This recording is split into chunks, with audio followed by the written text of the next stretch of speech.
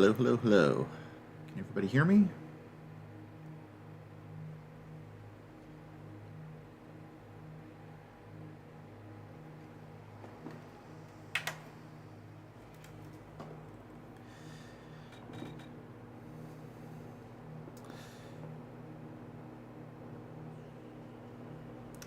All right. Awesome. Glad to have you guys here. Luke Danger, awesome to see you again. I don't think you're able to be there for very long last stream. Cheese Baker, always happy to see you. And the Vidit of Light, yes. I love that your username follows the wording convention of Man of Snow. Mark K, welcome to the stream. Good to have you here. Thank you, Chase Baker. Glad you can hear us. Let's go ahead and get started. I want to try and get through at least 2 missions today, if at all possible. How you all guys been doing? I've been doing pretty great, which is not usual, so... Alright, let's... Yes, sir. Okay, so in case you guys forgot, last place we left off was dealing with the Banshee production facility and all that that implies. It is currently cloaked. We sent the mutants to go deal with it, and oh, we have an RPG upgrade this time! Yay!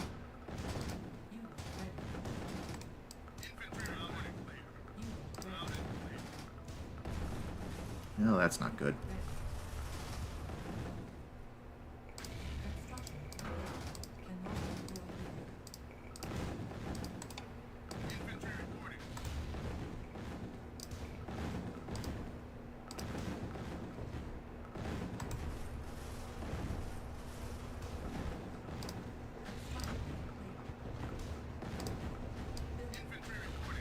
Excellent.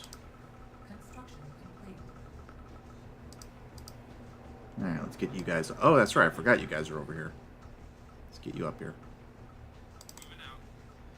Just me, or is my scroll speed kind of slow? Luke Danger says, so anyone get vaporized when you find the vase? When I played it, Ghost Stalker ended up getting blasted as soon as the objective updated. Oh, really? Huh. Well, good to know. Vidit of Light says, I shouldn't stay long, need sleep soon, but can be for a bit. I'm glad you're here for just a little bit. I always appreciate all your comments on the videos. Same for you, Chase Baker, and Luke Danger. You guys always put really in-depth and long comments, and always fun to read. Well, while you're here, Vidit of Light, I'm curious on your thoughts on some very, very early thoughts I have on how I might do the Tiberian Dawn video. Thank you. I know I prattle on quite a bit, but glad you like. Yeah, no, dude, it's... I touched on this on my video about how RTS needs its own Bioshock, but, like, do you have any idea what it's like being a fan of video games, and then a fan of RTS, and then a fan of this particular RTS that hasn't had a game in forever? Like, finding somebody else who not only has, let alone heard about it, and is also, like, passionate about it, is really hard to find. So the fact that my channel can be a place where I can find other people who are just as passionate about the lore, love the Tiberium universe, and can just talk about it is amazing. Luke Danger says, we're all nerds here. Exactly. So yeah, Vidit of Light, while you're here, before you leave, I wanted to touch on this early in the stream. I was thinking about the fact that the next video that I would do after my break, which I am taking the break this time, is basically just... Oh, look, they're coming back again. Yeah, let's make even more. Is the Tiberian Dawn video and how that might work. Oh, welcome to the chat, Gamer Boy. And oh, they're going this way this time.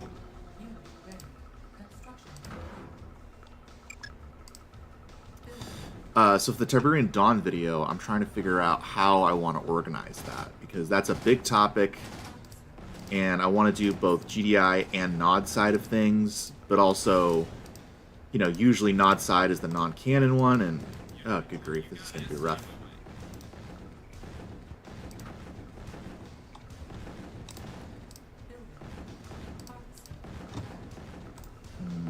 Can we go up like this?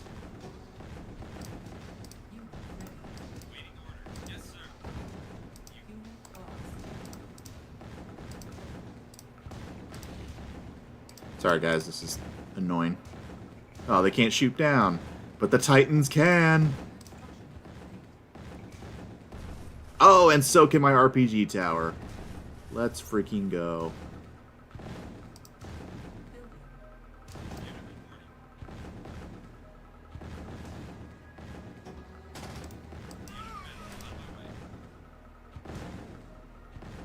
Nice.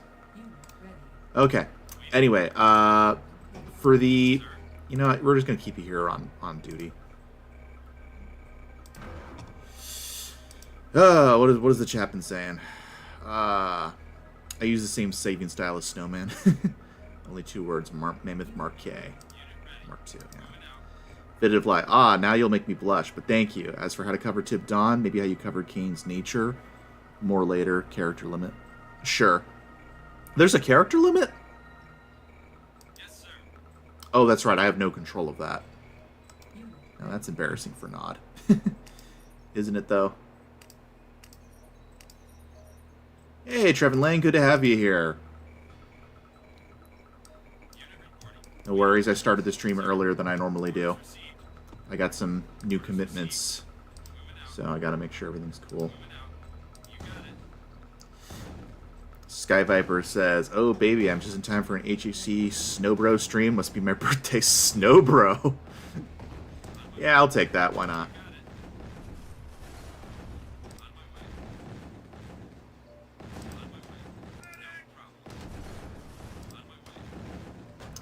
Anyway, yeah. So for the Tiberian Dawn video, my problem with that one is the fact that I got to do both the GDI and the Nod campaign, but Nod campaigns typically aren't super canon, so that might be a waste of time, except in the case of Tiberian Dawn, which much of the community kind of admits or likes to think that most of the Nod campaign is still coinciding canon with the GDI campaign.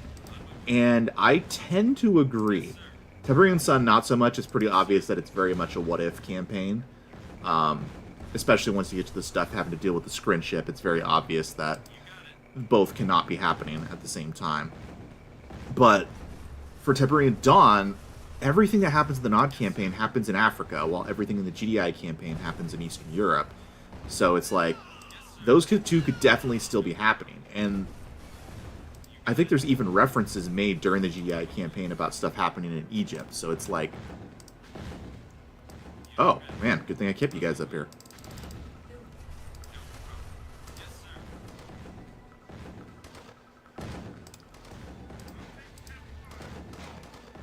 So, having to cover both would be interesting, and trying to figure out where it stops. I think most of us kind of agree that the canonicity of the Nod campaign ends just before the final mission, but I'm not exactly certain where. So that's one major problem I'm trying to figure out in regards to the Tiberian Dawn video. Trevin Lane says, you can block most enemy attacks by parking the Mammoth Mark II outside the Nod base main entrance. Oh, interesting. Recon 1, welcome back to the channel. Oh, you're about to have your lunch. Nice. Time zones, ain't it fun, guys? Let me save.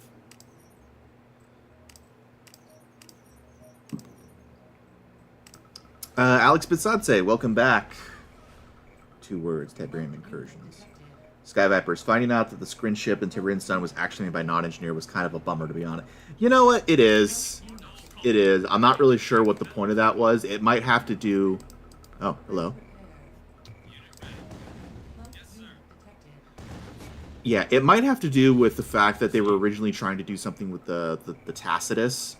According to the Tiberian Sun Command and Conquer Bible that was created around the time of Tiberian Sun's development, the whole point of the Tacitus is basically the Scrin had taken on another planet. In the document, it was Mars, but it could really be any planet. The point is that the Skrin had done to another planet what they're now doing to Earth. And that alien race gathered as much information about Tiberium and the Skrin as they could before they were destroyed. And then they sent it on to Earth because they figured out that Earth would be the next planet in the cycle. And they were trying to help out whatever race lived there since their species was doomed.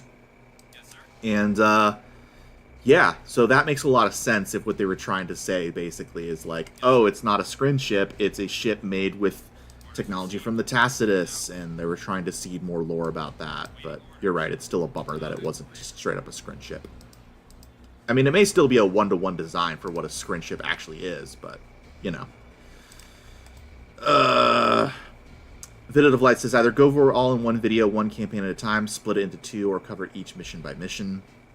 Chase Baker says the big thing about not ending with the exception of Tiberium War is that they feel like the definitive ends of the storyline. They ascend and reign supreme of the United Powers. Yeah, except for the fact that, like, Tiberian Dawn is such a fascinating time for me for Nod, just because it's a time where Nod's goal isn't world domination necessarily. Because, think about it, what does Nod gain in, what, is there, oh, I thought there was artillery unit. What does Nod gain in the Tiberian Dawn ending if they get everything they want? They take Africa, but they don't take Europe necessarily. They don't take over the rest of the world. They don't topple Western governments. What is their goal? They use an ion cannon to destroy a really important Western monument and blame it on GDI, which presumably causes GDI's funding to be pulled and GDI as an entity to cease to exist, since most Western nations are pretty suspicious of GDI as it is, and that's basically the last straw. Like, even if they don't believe that GDI is actually responsible for just ion cannoning the White House, they basically are saying, hey, we don't trust you to have a giant space laser in space that you didn't tell the public about, and now it's easy enough to be hacked into and taken over by terrorist forces. We don't trust you to protect the free world. In my mind, Kane knew that he wasn't going to be able to win in the traditional sense, and he absolutely knew, based off of the cutscenes in Tiberian Dawn, what Tiberium was going to do to the planet. So in his mind, he was always thinking about the Tiberian Sun scenario. He was always thinking it was going to get this bad, and the only entity strong enough and well-organized enough to defeat us in that post-apocalyptic scenario is going to be GDI. So let's knock them out quickly with a quick sucker punch that is the First Tiberium War. And then that'll be great. So I think that was his goal. I think his goal was just to knock GDI out of the fight so that by the time we get to the Tiberian Sun era and Tiberium is taking over the planet, there's just nobody to go against him. That's my personal theory. So that's just an aside. There was a video talking about how the last Nod mission can still be canon. Interesting.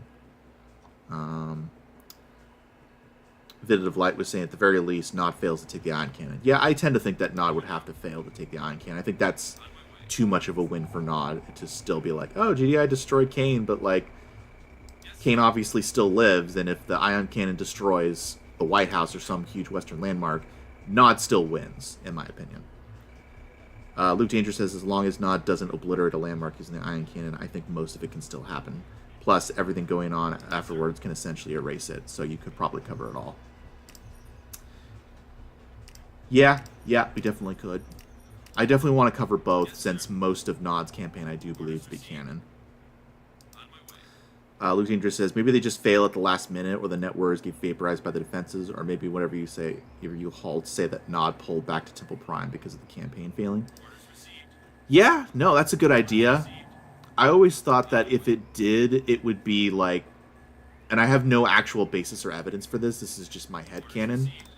I always thought that it would be Nod right after taking South Africa, but before they can build the temples in South Africa and do the Netrunners thing, the battle at Sarajevo happens and Kane is quote-unquote killed. I have no basis for that. That is simply preference. And if I can't find any evidence for it, then I might just do that arbitrarily, because really you could put it anywhere with any theory, unless you guys have some compelling evidence to the contrary. Trevin Lane says, I think the whole Tiberian Dawn Nod campaign is canon, including the Iron Cannon strike. The strike is what causes GDI to become the main entity. It could be. I am more of the mind that it's... here, let's get one of these up here. I'm more of the mind that it is Tiberium and its effect on the planet that causes GDI to be the only main entity. Especially since we don't actually know what landmark was destroyed. And, like, if it's the White House that's destroyed, Europe is still around, if the Eiffel Tower is still destroyed, like, that doesn't affect anything government-wise. That just is a, you know, a symbolic victory. So, good theory. I personally don't subscribe to it. You might be right. Trevor Lane says the attack could have slowed the rise of GDI. Yeah. Sky Viper says not destroying a landmark of importance could bolster GDI's funding from the UN. Sky Viper says that's why they can afford mechs. Gamer Boy says just like your previous video, there could be a chance that they can be just aliens, the Skrin destroyed planet, and he came down to Earth to give us warning. Humanity just raised the war against him. Raycon 1 says if Nod wanted to position itself as anti-imperialist, why would they target Parliament and Big Ben? The British Empire caused a lot of suffering. Yeah, possibly. It depends on what Kane actually wants, because he presents himself as anti-imperialist, but that's mostly to get recruits, just like he presents himself as being, like, of an Abrahamic faith, despite the fact that, like, clearly nobody... The Kane doesn't actually seem to care much for being devoted to God. If anything, he's very anti-God. That's kind of his whole deal, is being Kane. Luke Danger says, though an idea I had a while ago, who do you think the Tiberian Dawn Nod commander is? I had a theory on him being Hassan, and experience in Tiberian Dawn makes him realize GDI can't be... Ooh, that's a really cool theory. Because I can't remember where exactly it was canonized, but basically it was retconned that Tiberian Dawn's commander that you play as is General James Solomon, as an early GDI commander, and eventually ascends to become the Supreme Commander during the Tiberian Sun era. So yeah, I never thought about who was the Nod commander for the African campaign. And given that Hassan seems to be centered in Cairo and Egypt, that would kind of make sense. Because it would be fun if it was Slavic, but we know that Slavic is pretty young compared to General James Solomon, and Slavic is mostly centered around the European theater. If I had to guess, I would say Slavic had experience fighting in the European theater of the First Tiberian War. The idea that it might be Hassan, that's a really cool theory. Like, I don't think there's any evidence to support it, so I don't know if I could just claim it to be true in a video, but dang, I really like that theory. Video Crow's Nest, welcome to the stream. From Renegade, we can see the Temple of Nod in Cairo also had Net Warrior attack pods. Oh, you're right, it did! Safe to assume, thus, that any and all Nod temples had them, though Net Warriors themselves might have not been available. That's a really cool detail. I need to think about that. Yeah, what does that imply? That's a really cool thought. See, that's why I thought that the Cairo temple was the Sarajevo temple or the South African temple at first, before I realized that there was like at least 3 separate temples in the Tiberian Dawn timeline, if not more, depending on if the optional objectives of the final Nod mission in South Africa are also canon. There we go. Alright, let's get you down here, Mammoth.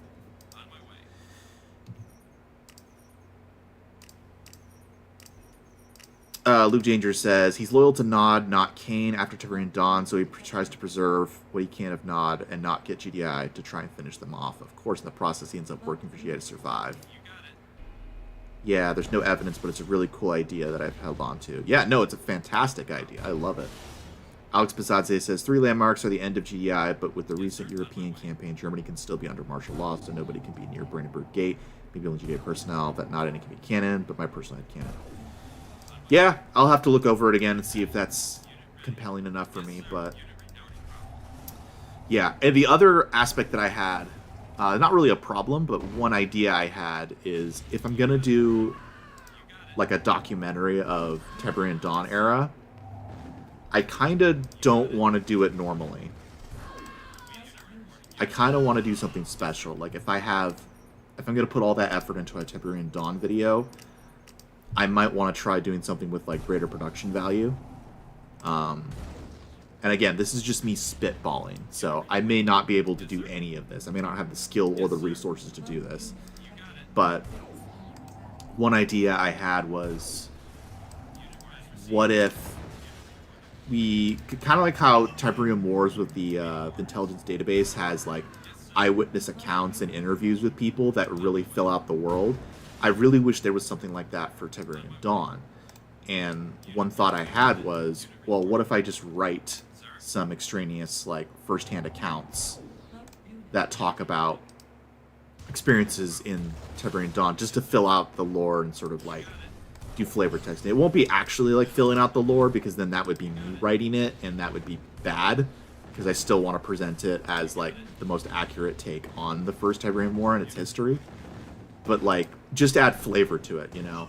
Like, we see the Tiberian Veinhole monsters in some of the cutscenes of Tiberian Dawn. That's canon. Now you add, like, get somebody to voice a random GDI soldier that saw that firsthand and describes what he sees. I'm not adding lore, I'm just literally describing what's in the cutscene, but I'm adding extra flavor. To me, that sounds like a really cool idea. And if I had the resources and people who wanted to, like, voice those characters, I could do a lot of really cool stuff. I got people voicing Dr. Mobius, I had people voicing, you know, General James Solomon, you know, years later. I even had the idea of what if in-universe, like, that's basically my whole idea is, what if I make a Tiberian Dawn documentary that's like an in-universe thing, where, like, basically the documentary is being made by some Blue Zone resident of New Eden in the 2040s, just before the Third Tiberian War, and he wants to better understand the history and present that to people. And if we continue that through all of them, then that would mean by the time we get to the Third Tiberian War, and if that's a successful format for me to make these, then he could even have, like, found footage stuff of his actual experience of the Skrin attack in New Eden. Like, there's a lot of possibilities. And again, I may not have the resources or the ability to actually do that, but it just sounds like a really cool idea, and I would love to do it if I could. And it would also be a way of maybe getting the community involved if any of you guys are, like, voice actor or good at that kind of thing. But yeah, that's a thought. Again, I would stick to mostly what's in canon.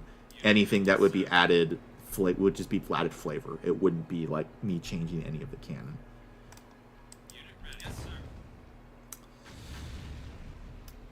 Let me take a look at some of... where's my cursor? There it is. Do you plan on covering Renegade at all, or just Tiberian Dawn? Yeah, no, I would have to cover Renegade as well, because it is canonically takes place during the Tiberian Dawn era. I might not go into super detail, but I would definitely cover the major events of the Renegade campaign, because you have to. It's extremely important. The Regenesis Project shows the early days of divination as well as the Cyborg program, and there's a lot of important lore in there, as well as covering one of the major temples and battles that ended the First Tiberium War. So, yeah, I have to cover it if I'm going to do a Tiberian. Because it's not a Tiberian Dawn video. I keep saying it's a Tiberian Dawn video, but it's not. It's a First Tiberium War video. So I would have to cover Renegade. Video of Crow's Nest. The Cairo Temple also had Seth's corpse stuck in a pod. That's right. His office with an enraged Cain had smashed up with an axe, and one of Cain's opulent camera-ridden bedrooms. It also hosted a proto-cabal. That's right, it did. Yeah.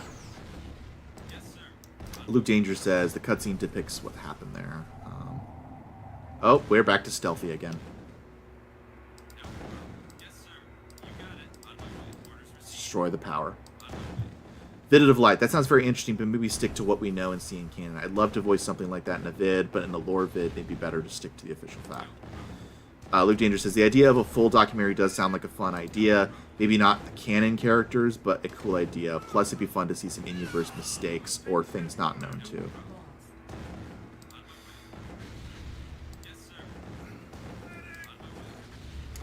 Vidalite says, I'd be down for such a project myself, Law. Titan 40K says, Cain lives. Indeed he does. Alright, where's my... There you go. Classic Player says, oh, hello there, Snowman. Do you look at the missions that I pointed at? I mean, Mission Deceit, if I remember correctly. I'm not sure if I remember that comment. You'll have to remind me. It's been a long week. But a good week.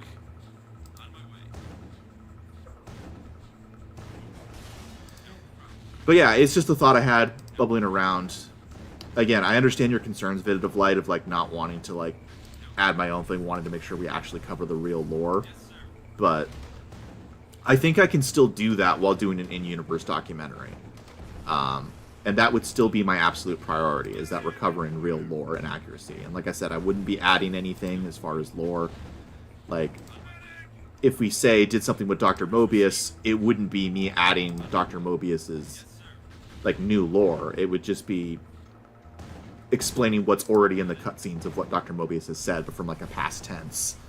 Oh, we see the vein hole monsters. The GDI soldier just describing that cutscene. You know, nothing new, nothing crazy. Run them all over. Similar things like that. Like, it would just be that. And I don't know if that would work, but that is an idea I've had, and it's a really exciting idea to me. Because I just don't know if I want to go through, again, just like wrote explaining all of the stuff from the First Tiberium War. I kind of want to drive towards something, because I am driving towards something with all of these videos. Once we catch up to the present of all of the history of the Tiberian universe, there is some place I want that to culminate in. And no, it's not Tiberium Twilight, but I'll keep that closer to the chest until we get there. Poor little Banshee's bullied by some Orcas.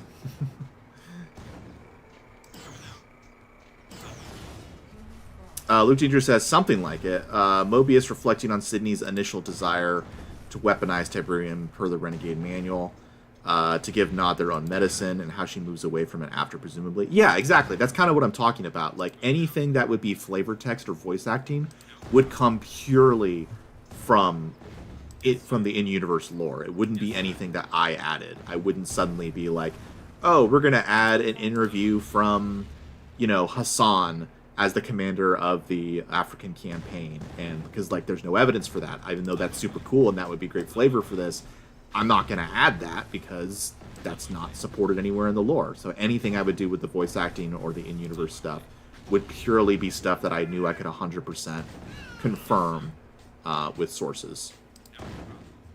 Vida's Light says, I see. Well, not sure if I have a good enough mic for it, but I'd be delighted to voice something for you if you did it, even if I think it may not be the best fit, so watch for it if you do. Yeah, absolutely, and that goes for all of you guys. If any of you guys have any particular talent in voice acting, let me know. And I assume there will be minor roles, like just random GDI soldier, random Nod soldier.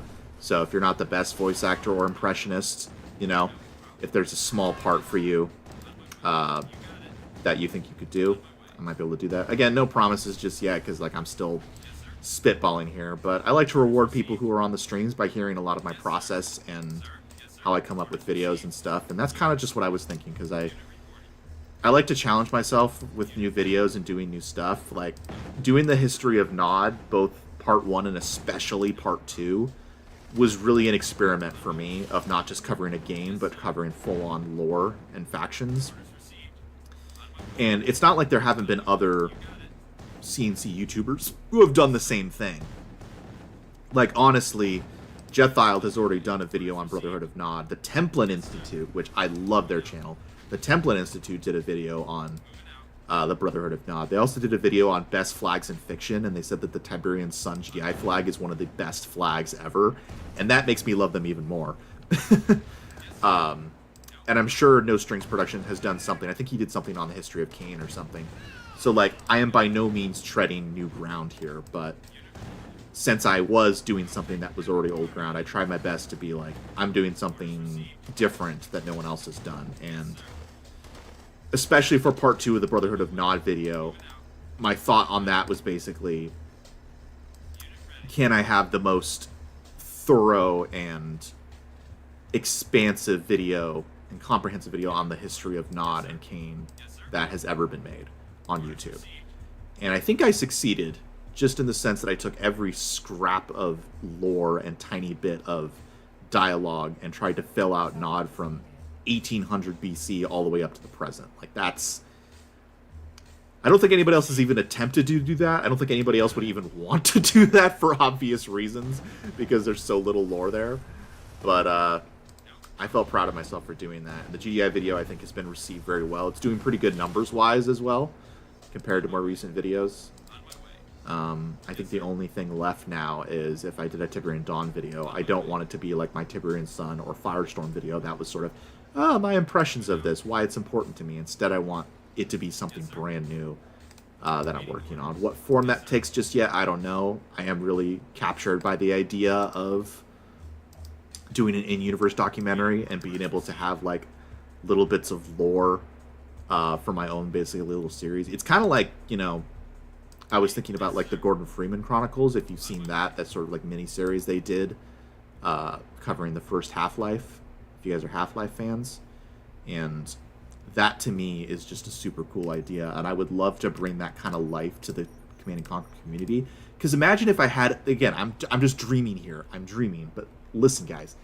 Imagine if I had enough production value and I got good enough at editing, maybe learn Blender so I can do kind of more interesting, you know, art stuff like what Jathiel does with his sort of like overlays and UI. Imagine if it was so popular, like it wasn't just Command & Conquer fans, but even people who are not Command & Conquer fans just thought, oh, look at this cool sort of like video, almost like AR sort of series that's in universe and that sort of thing, and that could bring a lot of life and love and like new fans to Command & Conquer and really like be a shot in the arm for the community right now. Like I feel like that would be really cool if I could pull that off. I don't know if I can, and if I can, I will scale back my ambition and not do it, but guys, it would be so cool if I could. That's sort of what I have bouncing around in my brain. Classic Player 5 says, in the missions to Seed, it was shown how GDI destroyed an enemy village with sold. Oh, that's right. Okay, yeah, I'll have to look that up. That's in Tiberian Dawn? Is that what you were saying? Sky Vipers, congrats, kids. We rank as a nuclear threat. Speaking of which games do you explain Nod lost?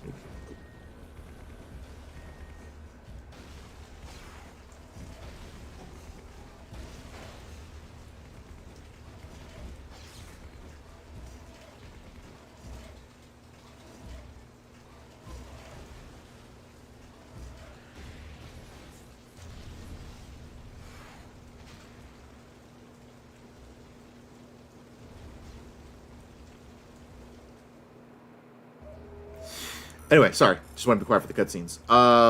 Yeah, Sky Vipers. How did they ever explain not losing their nuclear capability in Sun? I'm not really sure. I think from a Westwood perspective, I think their idea was, oh, we don't, you know, it's a post-apocalyptic world. They probably can't mine all the fissile material, all the uranium, and they don't have stable facilities where they can, you know, spin the uranium and make the nuclear material. From a Tiberium Wars EALA perspective, by the time we get to Tiberium Wars, they're like, oh, we don't have access to any nukes. We have to steal them from GDI bunkers that they used to use before, or at least had stockpiles of before the ion cannon became a thing. So my explanation is that in the post like Tiberium universe, it's just really hard to get a hold of nuclear material. That's my explanation.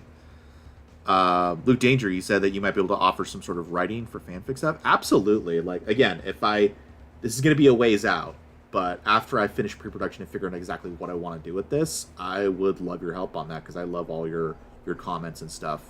I would not refuse that. Again, no promises. It may turn out that my workflow works better with just me writing myself, but I would certainly like to work with you if that works. You also said Templin is right. GDI Tiberian Sun logo is the best one. It even got used in Renegade. Did it?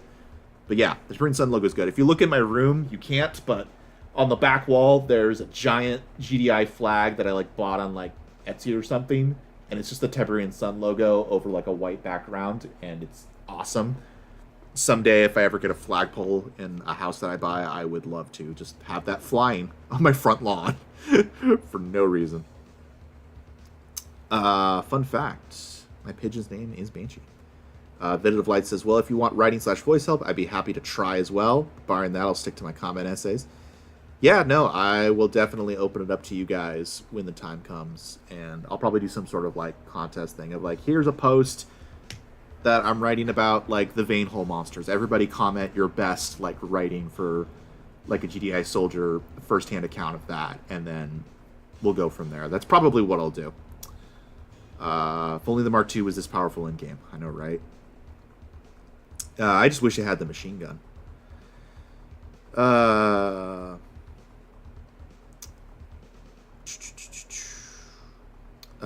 Disassociated personality, welcome to the chat. I watched the Renegade X campaign, and I'm pretty sure that the campaign is quite trash.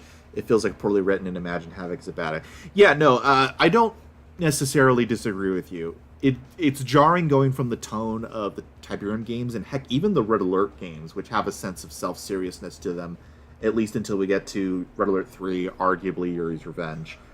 Playing Renegade is a bit jarring because it feels like it's made for a younger audience, a more dude bro FPS 2000s audience, and it is jarring. It is jarring. Havoc doesn't seem like the kind of guy that would actually be in a war. He seems like either a caricature or a psychopath, and which is probably accurate. Let's see. Luke Danger says, yeah, the Tiberian Sun logo was used for GDI health bars in Renegade. I think Nod also used the Tiberian Sun logo, which is similar to her nose. Yeah, I'll be honest. I didn't really like that Renegade kind of retconned it so that Nod looks more like it does in Tiberian Sun. And don't get me wrong, I love how Nod looks in Tiberian Sun, but I feel like Tiberian Dawn needs to stay Tiberian Dawn. I love that Nod in the period of Tiberian Dawn doesn't look like a scorpion techno-fascist super state. It looks like a 1990s gray urban camo terrorist organization. I think that's really cool, and I don't really like that they changed it. I know that they had to, but, you know, I see what it is. Okay, guys, as Trevin Lane mentioned, we're about to start the Ion Cannon, the Ion Storm mission. Mr. Titan 40K says, gotta say your last GDI lore video was fantastic. Thank you, I'm really proud of that one. I feel like I finally got the sound issues better than they've ever been, and it seems like a lot of you like it because it's doing better than all of my recent videos. So thank you guys for your support. Video Crow's Nest says, Nod's industrial capabilities are also limited by the fact that everything has to be concealed or underground in order to not get pot shot by an ion cannon. Uranium enrichment facilities are prime pot shots. Yeah.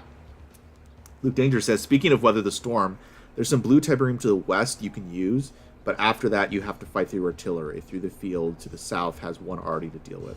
Yeah, I do remember that. Again, I haven't played this game since I was a kid, and I've never played on normal difficulty, but I do remember going south is the correct move. Trevin Lane, you're going to have to help me out a lot, because I don't want to have to be saving and loading a ton.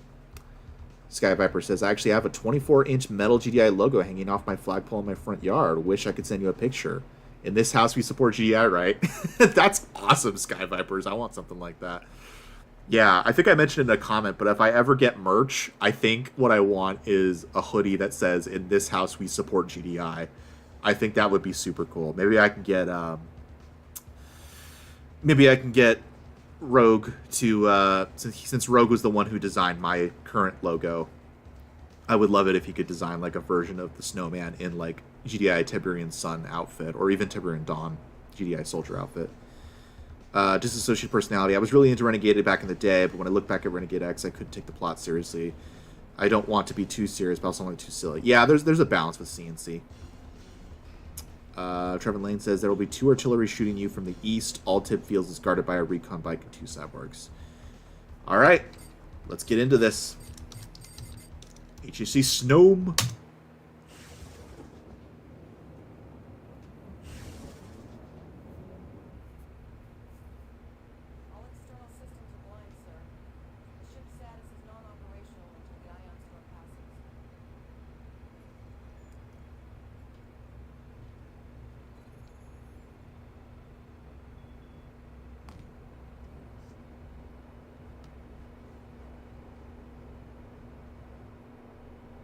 Can't wait.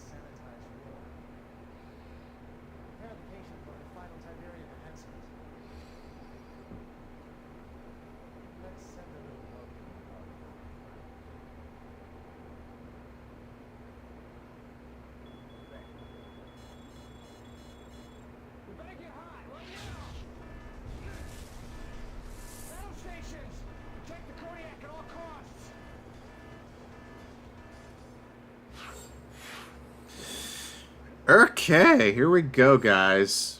Okay, so all last minute advice of what to do. Trevor Lane, can you explain yourself? You said that it's better to set up the base southeast of us, but I have to protect the Kodiak, right? Like, I can't move that far from it. What, can you explain that a bit further before we start? And, oh, look at this, Greece and Turkey. Let's take a look. Be advised, Kane is determined to destroy you. The Iron Sword has grounded the Kodiak. We must protect it until the storm abates. Production will be limited. There is a high probability of equipment malfunction. Caution is advised. Thank you, Ava. Chase Rowell. I've been sort of working on a fan fiction story. It's only on timeline form right now. It's kind of a silly juxtaposition of my life events in Tiberian lore. Hey, write what you know.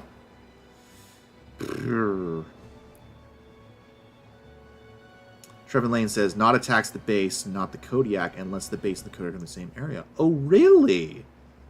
Okay. Alright, southeast, you say? Alright. Trevor Lane, you better be on it, because I'm going to move southeast immediately, and let me know when I'm in the right area. Let's hope this works. Video Crow's Nest. Havoc, most of the dead 6 members all probably grade pretty high as having very unsavory personalities for anything, but conflict and war. Good to know who to throw against the naughties, bad for everything else. Fitted of Light says, interesting thought. Kane tries to go after the GDI commander personally in Tib Dawn and Tib Sun, albeit the former is just media. In Tib Wars, he just tries to manipulate GDI instead of kill them. Yeah, he does get a little personal when you arrive in Croatia, and he tries to attack you and tells you that he'll send you home in a body bag. But that seems, I agree with you, Fitted of Light, it seems incidental as opposed to the first 2 wars where it seems more personal. Trevor Lane says, south of the cliff that Nod's artillery is on top of. Gotcha. Is that to the east or the one to the south? Which Nod artillery? Are you talking about the Nod artillery to the east or the Nod artillery to the south? I think you're talking about the one to the east.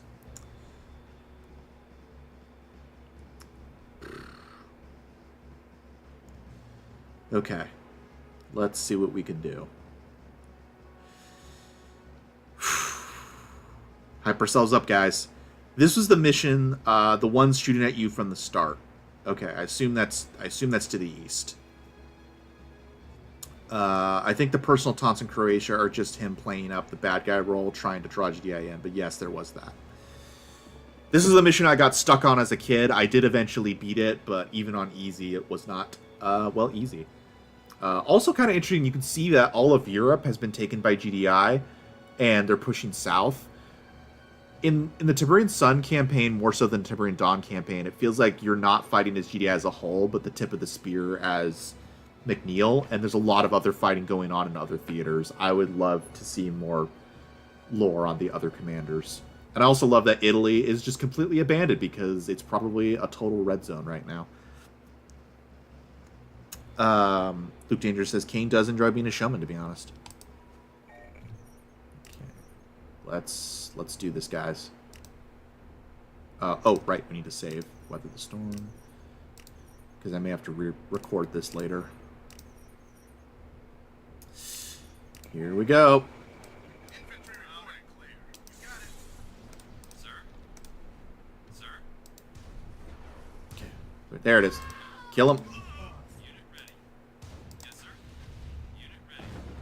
Unit lost. Unit lost.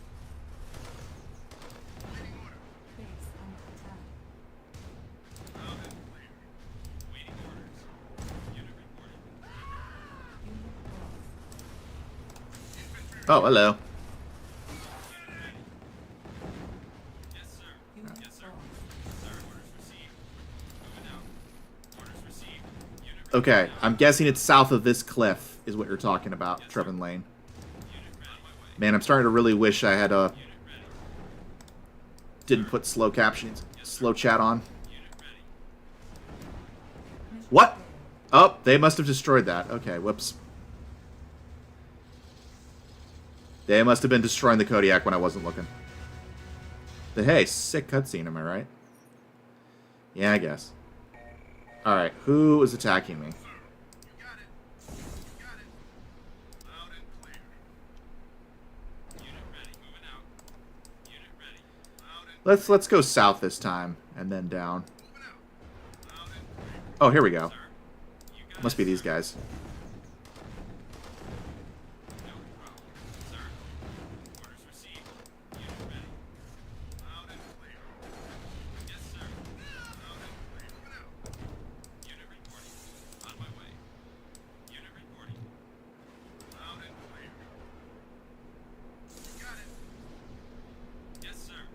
Gosh, I love the sound effects for the Ion Storm.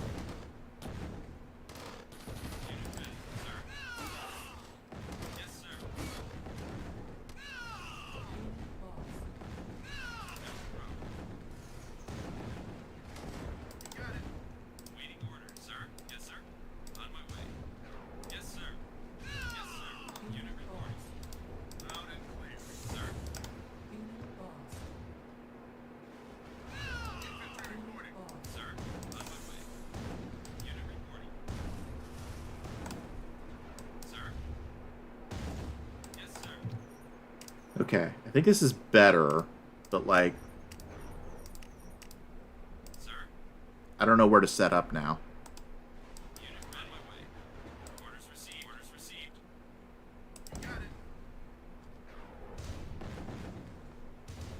Oh, really? Where did you guys come from?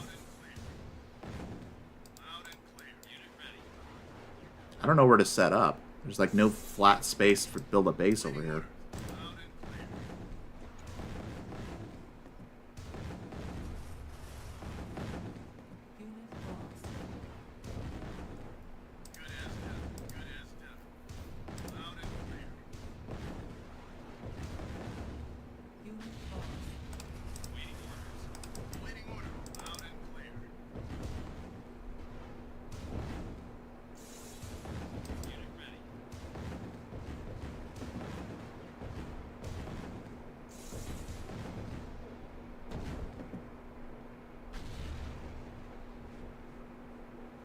I don't know what I'm supposed to do.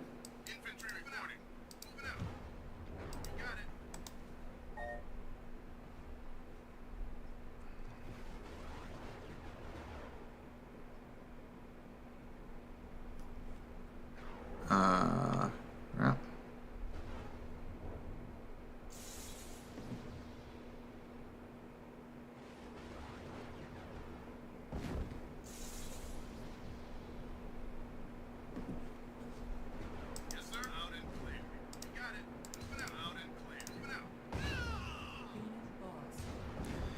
Yeah.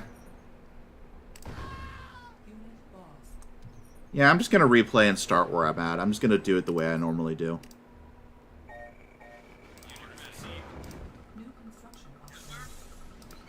I think we'll move south and still take care of those guys, but otherwise, I don't really care. New construction options. Building.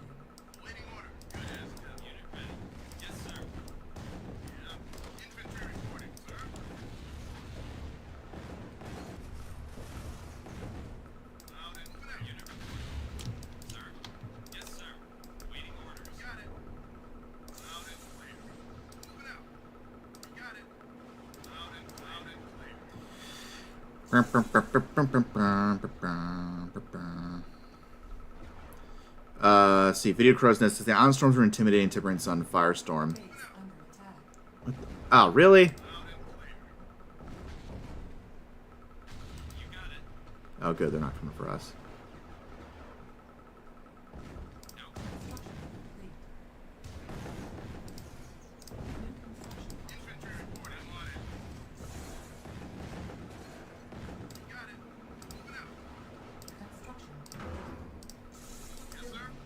Come on, guys.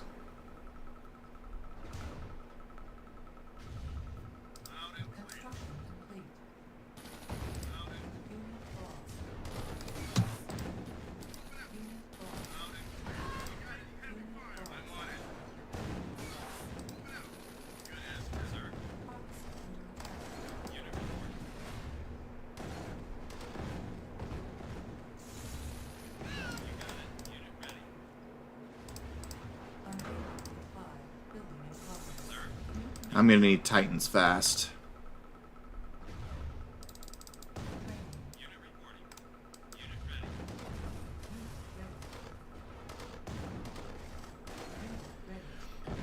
Honestly, this is the best strategy Nod could have ever hoped for. Is just cornering GDI during an ion storm and then using artillery, stealth, and everything. Alright, I'm going to save here. I think this is a good save spot.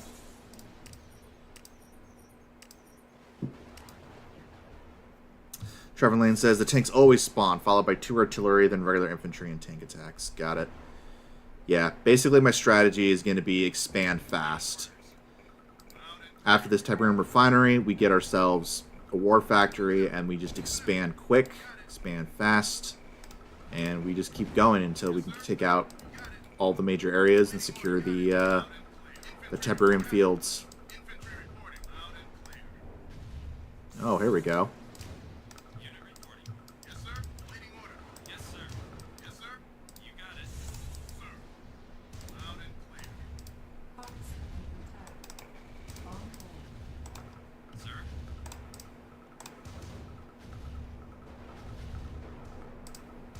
This could be bad. Sir. Infantry reporting. You got it. Loud and clear as down. Unit reporting. You got it.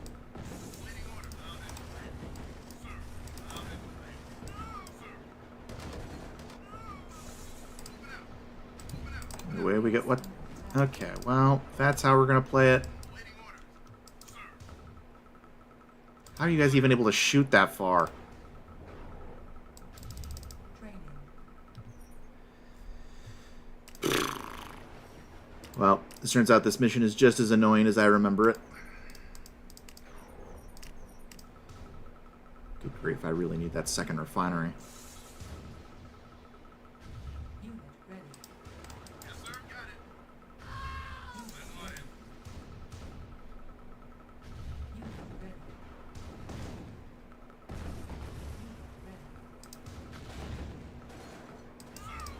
Unit lost. Can you guys move, please? We need to. Unit lost. Unit reporting. On my way. Sir. Yes, sir. Good as down.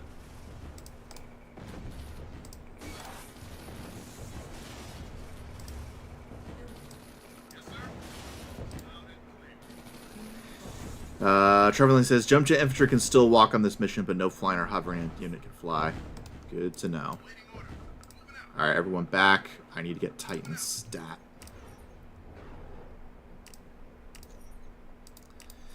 Videos Crow's Nest says those ion storms can also interestingly seem to be caused by their own sort of particles. Communications are not at optimal efficiency due to ion particle activity in the upper atmosphere, which is not the same as an ionized particle. Huh. Interesting. I would love to get like the take of an actual like scientist on a lot of the technobabble in this game and see if it actually holds water. If you remember that cutscene from Dr. Mobius where he talks about to Eddie on the talk show about what Tiberium is, about, you know, non-resonating molecules on the 3rd and 4th quark rings or something like that. I have a chemist friend of mine. I would love to like have him watch that cutscene and like, does this actually make any sense, or is this like complete technobabble? Chase Baker says, uncool trivia. This is the mission that I stopped at my childhood. I could not keep up with the intense micro the early portion of the mission needed. I came back later with a lot of same scumming. Interesting. Did you ever beat it, Chase Baker?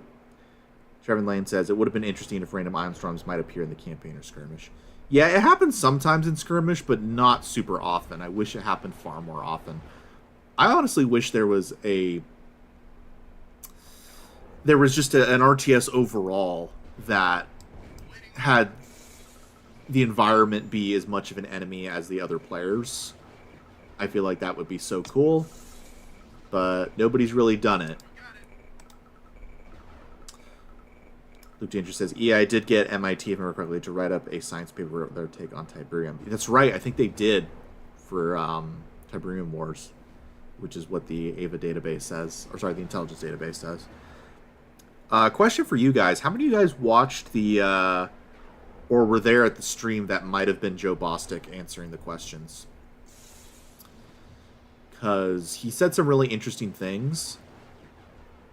He said some things like, oh, I asked him, like, oh, what are some things that were cut from Tiberian Sun that you regret? And he's like, oh, I don't know if I remember anything cut that I regret, but I do wish that we had done a 3D engine and not voxels, because that would make it way easier to remaster.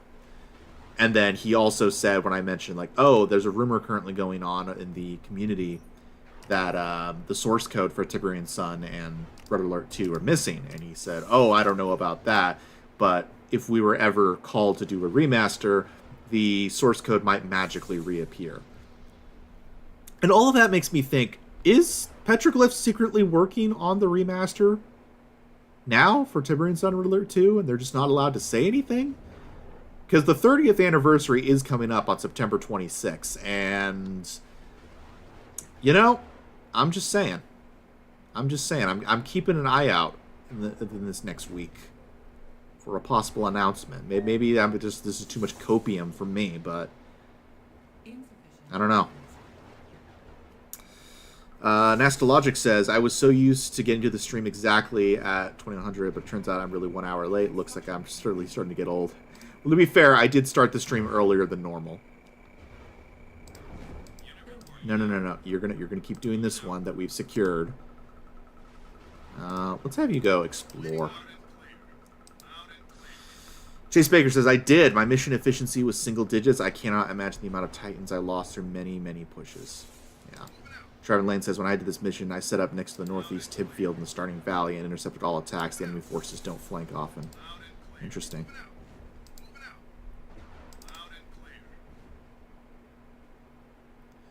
Dang, can you imagine actually fighting in the middle of an ion storm? This is the kind of stuff that really, to me, sells the sci-fi universe that Tiberian Sun was trying to create. This, to me, this mission is quintessential Tiberian Sun.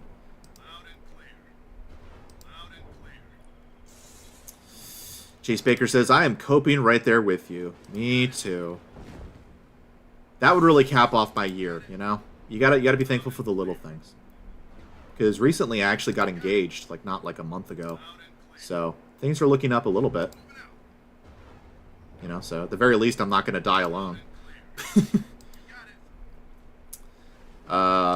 Luke Danger says, if you want more Tiberium per trip, there's some blue you can grab to the west. It is limited, though. Really? Where? Oh, up here? Interesting. Alex Bisatze says, now, I don't think so. EA is dumb, but Petroglyph could be waiting. Possibly. I mean, they let the first remaster go through. My guess is because they're outsourcing it to Petroglyph, and it probably didn't cost that much to do, EA is totally fine with letting that kind of stuff happening. Like a full new Command & Conquer game, that would be far too much investment, both in time, resources, manpower, and money. But a remaster, we've at least have precedent that EA doesn't think that that's that much of a drain on its resources. And according to Joe Bostic, the first remaster collection did sell well. So we have that going for us.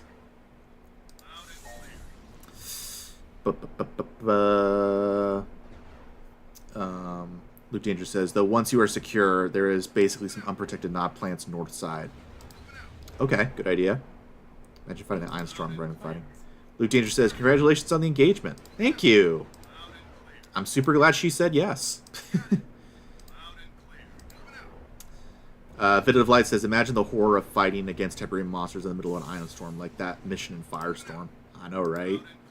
I love the Genesis Pit missions. They're so good. What? Oh, it must be the ion storm. Let me save again.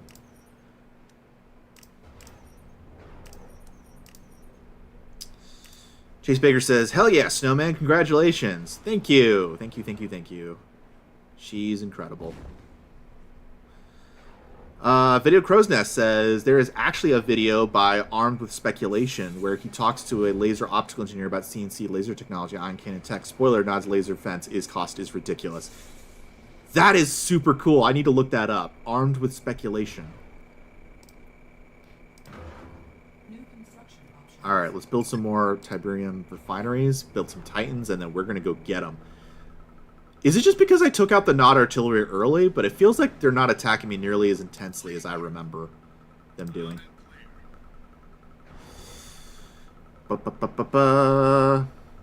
Bit of Light said, northwest is where the blue tib is. Really? Where?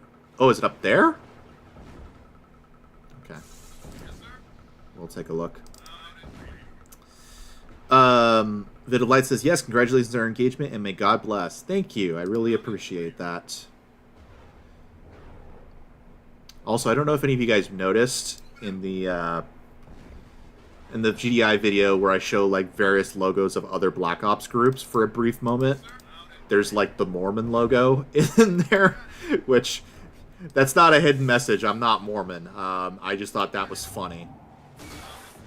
What? Oh, really? Okay. I don't know why. I just find Mormonism funny. No shade. If there's any Mormons in my audience, no shade. It's kind of funny. It's like SpongeBob where he says like, you know, it's funnier than 24, 25. Like that's my relationship with Mormonism. I just find it hilarious for no discernible reason. And there goes all my Mormon viewers. Like I can really afford to lose that demographic. Oh my gosh! Okay, you know what? Actually, you guys can handle this. That's fine. I keep forgetting that the stealth tanks in Tiberian Sun are made out of wet tissue paper and are very easily dealt with. That is one thing I'll say about the stealth tanks in Tiberian Wars. They're probably my favorite iteration of the stealth tanks. I think they're probably my... I can take on a whole base with mass stealth tanks. Yeah, guess what? The disc throwers are good against infantry and vehicles. What are you going to do about it? Nothing. Absolutely nothing. Trevor Lane says, there is a bridge on the southeast corner of the starting valley. While I don't recommend repairing it, it leads straight to a gauntlet of obelisks. There is a truck with money crate. That doesn't feel like it's worth it at all, but thanks for telling me. I don't think I've ever discovered that. All right, there's the Tiberium. All right, we're going to build another one over here, and you're going to go for that. No, buddy. Buddy, up here. No!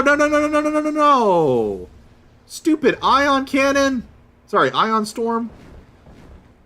Just... Thank you, okay. Fudgesicles. Follow the old road sprite.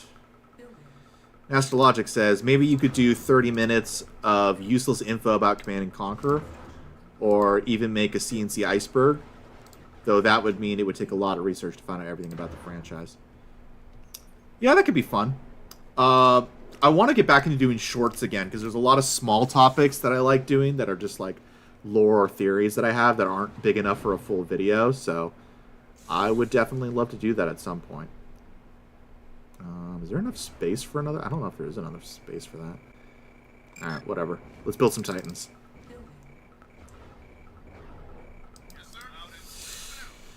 Alex Pisatze says, you're engaged? Congrats! Yeah, thank you. Thank you so much. Happened just like the other month.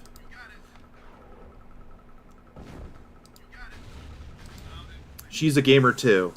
She's more of a Nintendo gal, specifically Zelda. But it's cool. She's more than I ever thought I could hope for. To celebrate the 30th anniversary. Oh, yeah, no, that's not a bad idea. Depends on how quick I can throw that together. Things are pretty busy right now. Honestly, the GDI video is kind of my 30th anniversary video. And I'm getting closer to the 3,000 subscribers, so I know I probably should do something for that as well, but life is real busy right now, so maybe I'll get around to that as lately. Let's see. Ion storms are even scarier in Twisted Insurrection. If your infantry and one starts are basically dead as they kick up the lightning rate a lot. Yeah, it'd be utterly horrifying. Trevor Lane says, bring stealth detection for the final attack. The Nod base is stealth, and the power in the northeast area of the enemy base protected by lasers and infantry. Interesting. Yeah, we'll build another friary.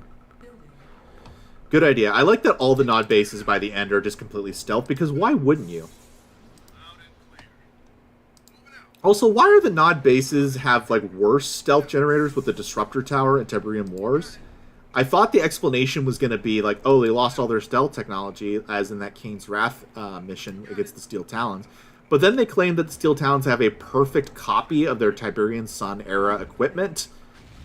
And I call bull on that. I call BS on that because it clearly is not as good as the Tiberian Sun version. I mean, it might be cheaper and less power hungry, but like, it doesn't stealth itself. So what's the point?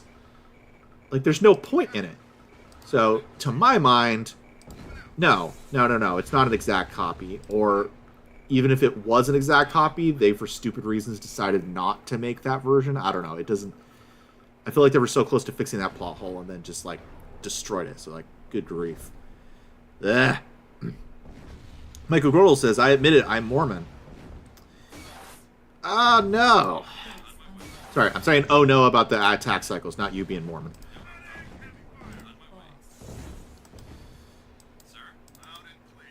I wonder what the religious demographics are of the people that subscribe to my channel are. I would imagine mostly agnostics and atheists. Just because that's kind of the demographic spread of the West these days. Although, given how much I talk about Cain and the biblical nature of him, I do get a lot of comments from people who are like Christians being like, I love this. And I'm like, oh, cool. Well, that is a curiosity.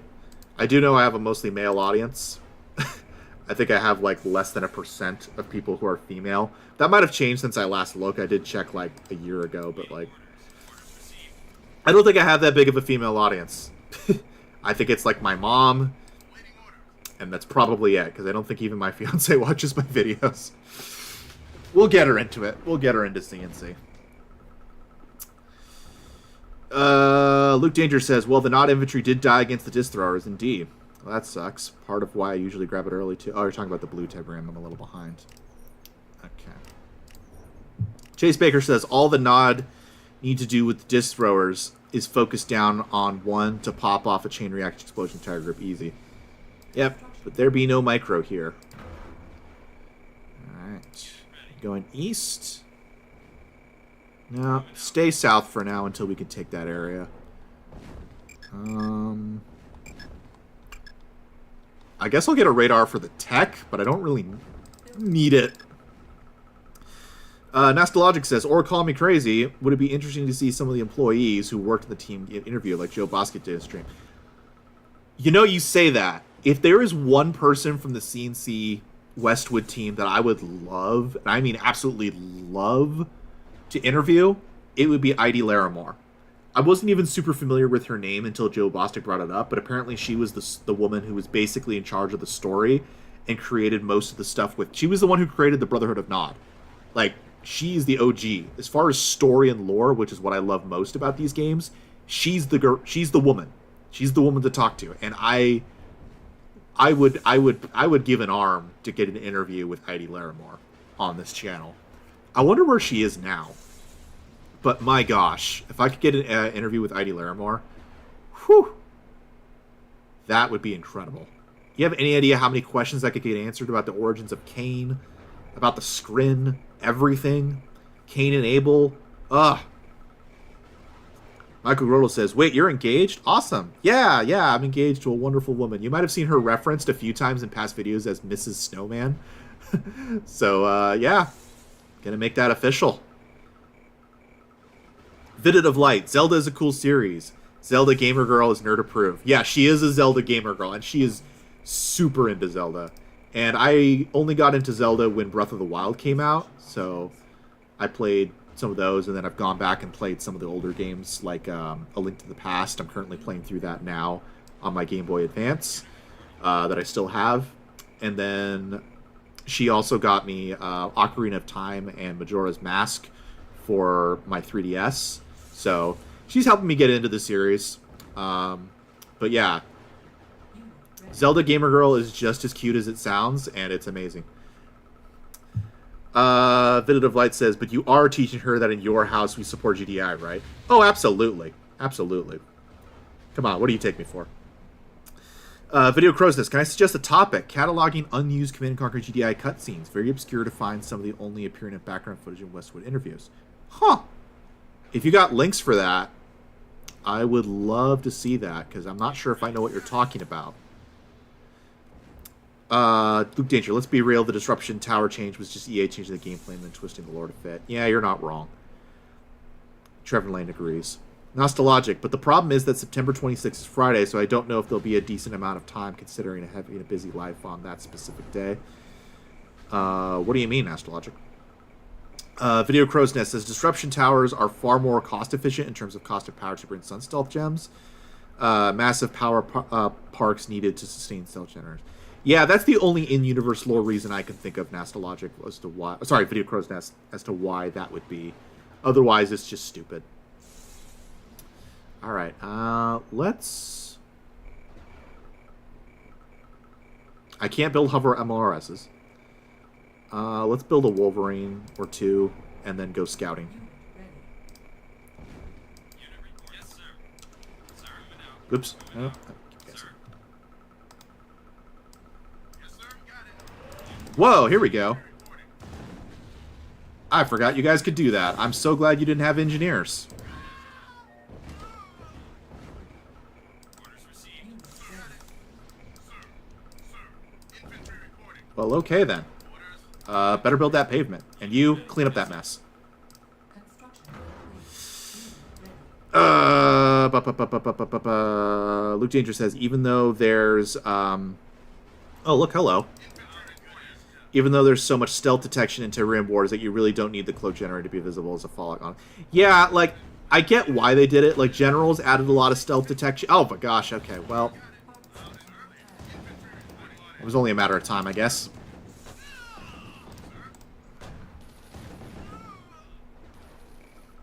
Where's the cyborg? Construction complete. Harvester under attack. Yeah, I get that, but where?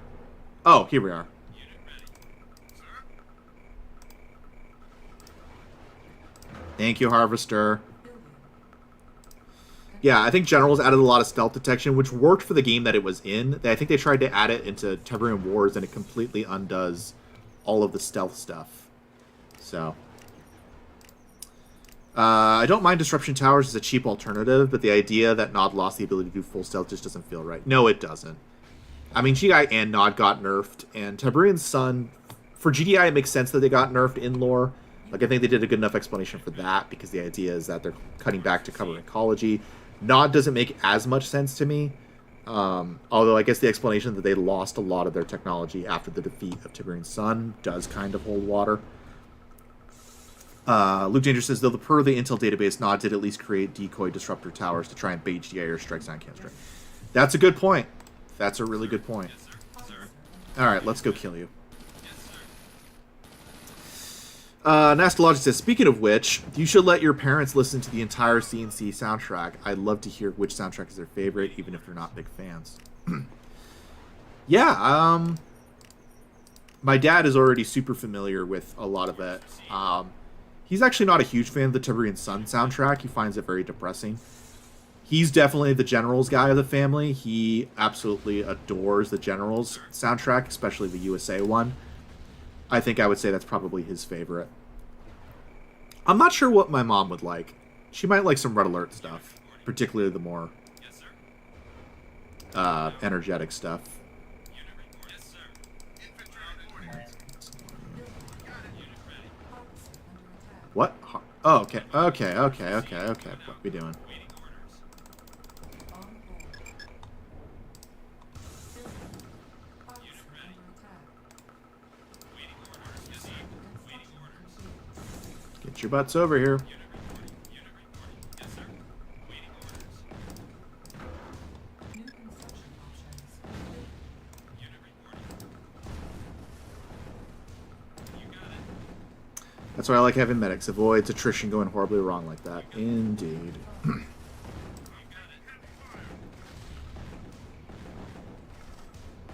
it. Yeah. Try again next time, losers. Waiting orders. Yes, sir. Alright, back over here.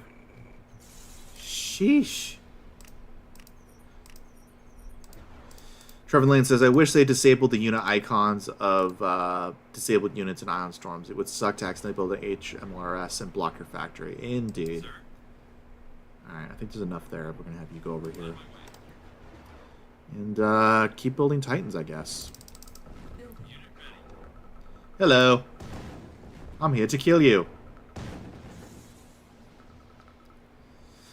Michael Grodel says, one of the things I didn't like about Red Alert 2 was removing the medics. Those were nice to have. Oh yeah, I didn't even realize they got rid of that.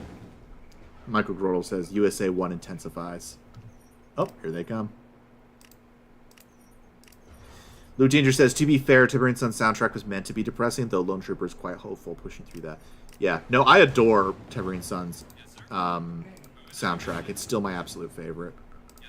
Cannot be beat, in my opinion. Alex Bisadze says, I think most tech was lost during the Firestorm conflict. Okay, good. It's not my base. Wet tissue paper. Wet tissue paper.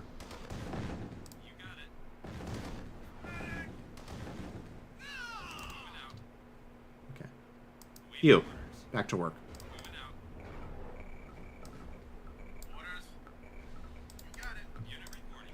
Okay, you guys need to stop.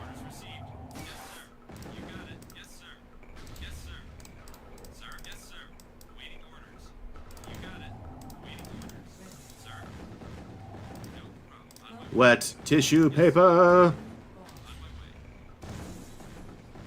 They're running out of money. Time to go harvester hunting. Yeah. Videos Crow's Nest says there are several unused CGI cutscenes primarily made for Firestorm. You can find some on YouTube such as Cyborg Reaper Bomb, but some are seen in the background, circuit tips on videos. I'm gonna have to take a look at that.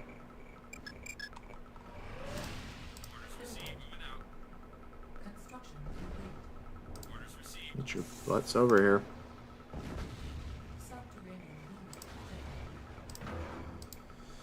Chase Baker says, what is Snowdad's favorite spam strategy in generals? The typical one. He likes building a bunch of Humvees, filling them with Pathfinders and rocket soldiers, and just going ham on the enemy. He's also not opposed to building a bunch of Aurora bombers and bombing the enemy into submission.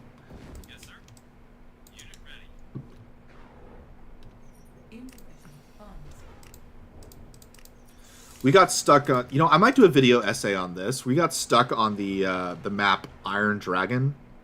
It's that 8-person map on Generals 0 Hour, where me and him would play together on one side of the map, and we play against 3 hard armies, sometimes even 4, all on the same team, and we tried to defeat them, and we couldn't do it on Iron Dragon. It was just impossible. There was no choke points. There was no way to keep control of it. It was just a nightmare.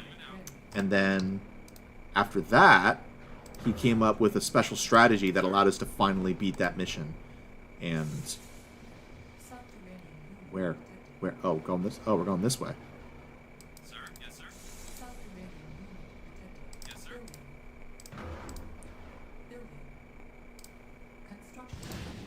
Sir, on my way. Sir, on my way. No problem.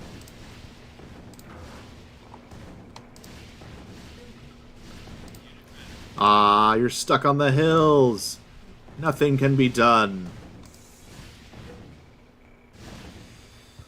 Nastologic, but which one is your favorite all-time soundtrack? Both Tiberium and Red Alert series, including General's Area. It's very hard to choose.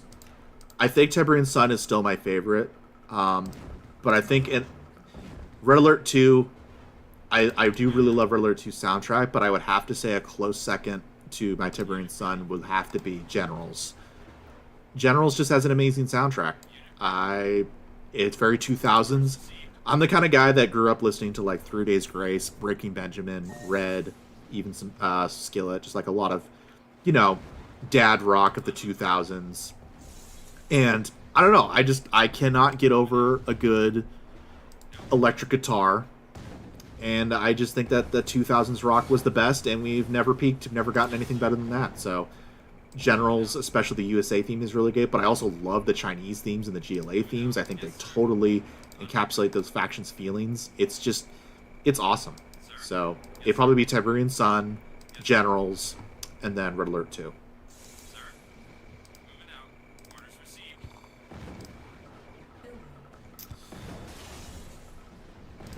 Okay. I need to build a tech center. You're right, Trevin Lane. I do have disruptors. Titans are cheaper, though. And until I destroy all the enough of the artillery, it's definitely going to be an issue. Let's build more power plants. I love that I can get this far with just 2 power plants because of the power turbines. Love that.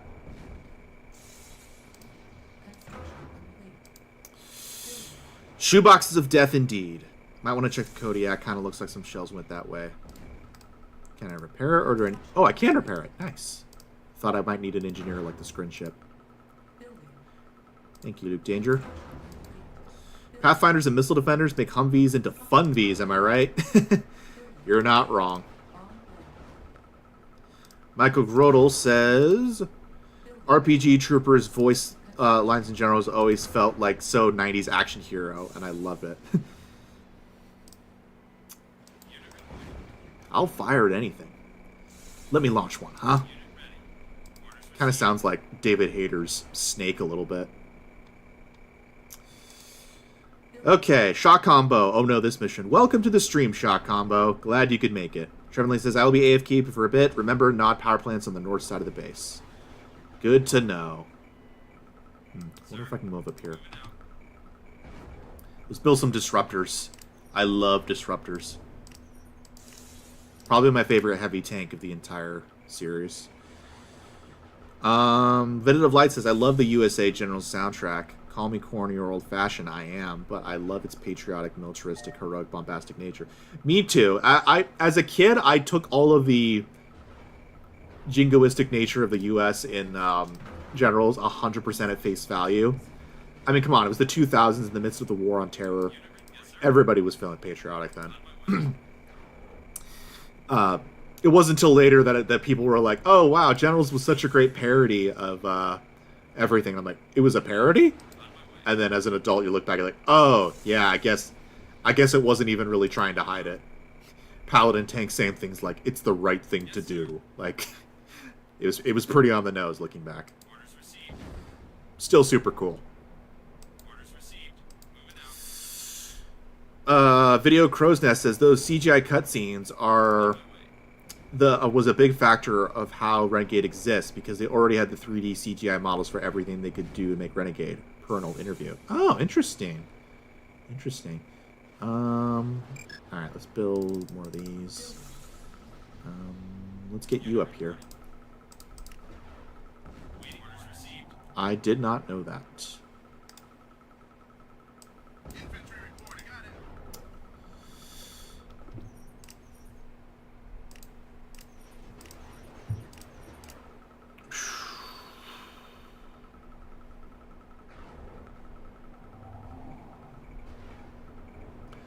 Yeah. Yeah, I hope I can still continue to do stuff for this channel. I really enjoy doing it. I've liked making stuff on like Pinnacle Studios and making movies and stuff like that ever since I was young. This is kind of my favorite hobby. So if we can keep... There it is! Just as Trevin Lane said it would be. I hope I can keep doing stuff like this. Luke Danger says, looks like your Titans are just west of Knott's power base. That they are, Luke Danger, that they are. Let's go. Well, let's stomp them. Stompy, stompy. Ah, squishy, squishy. Let's get the Wolverines up here.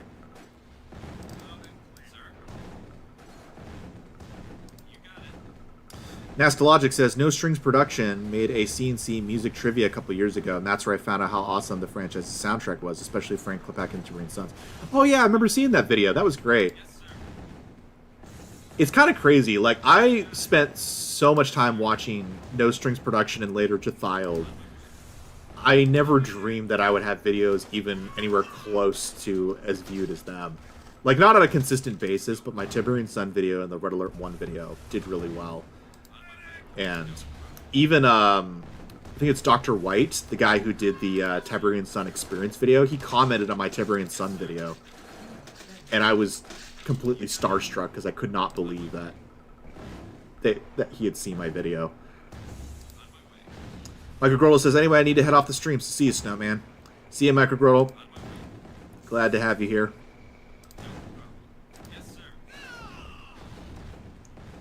Alright, power's gone.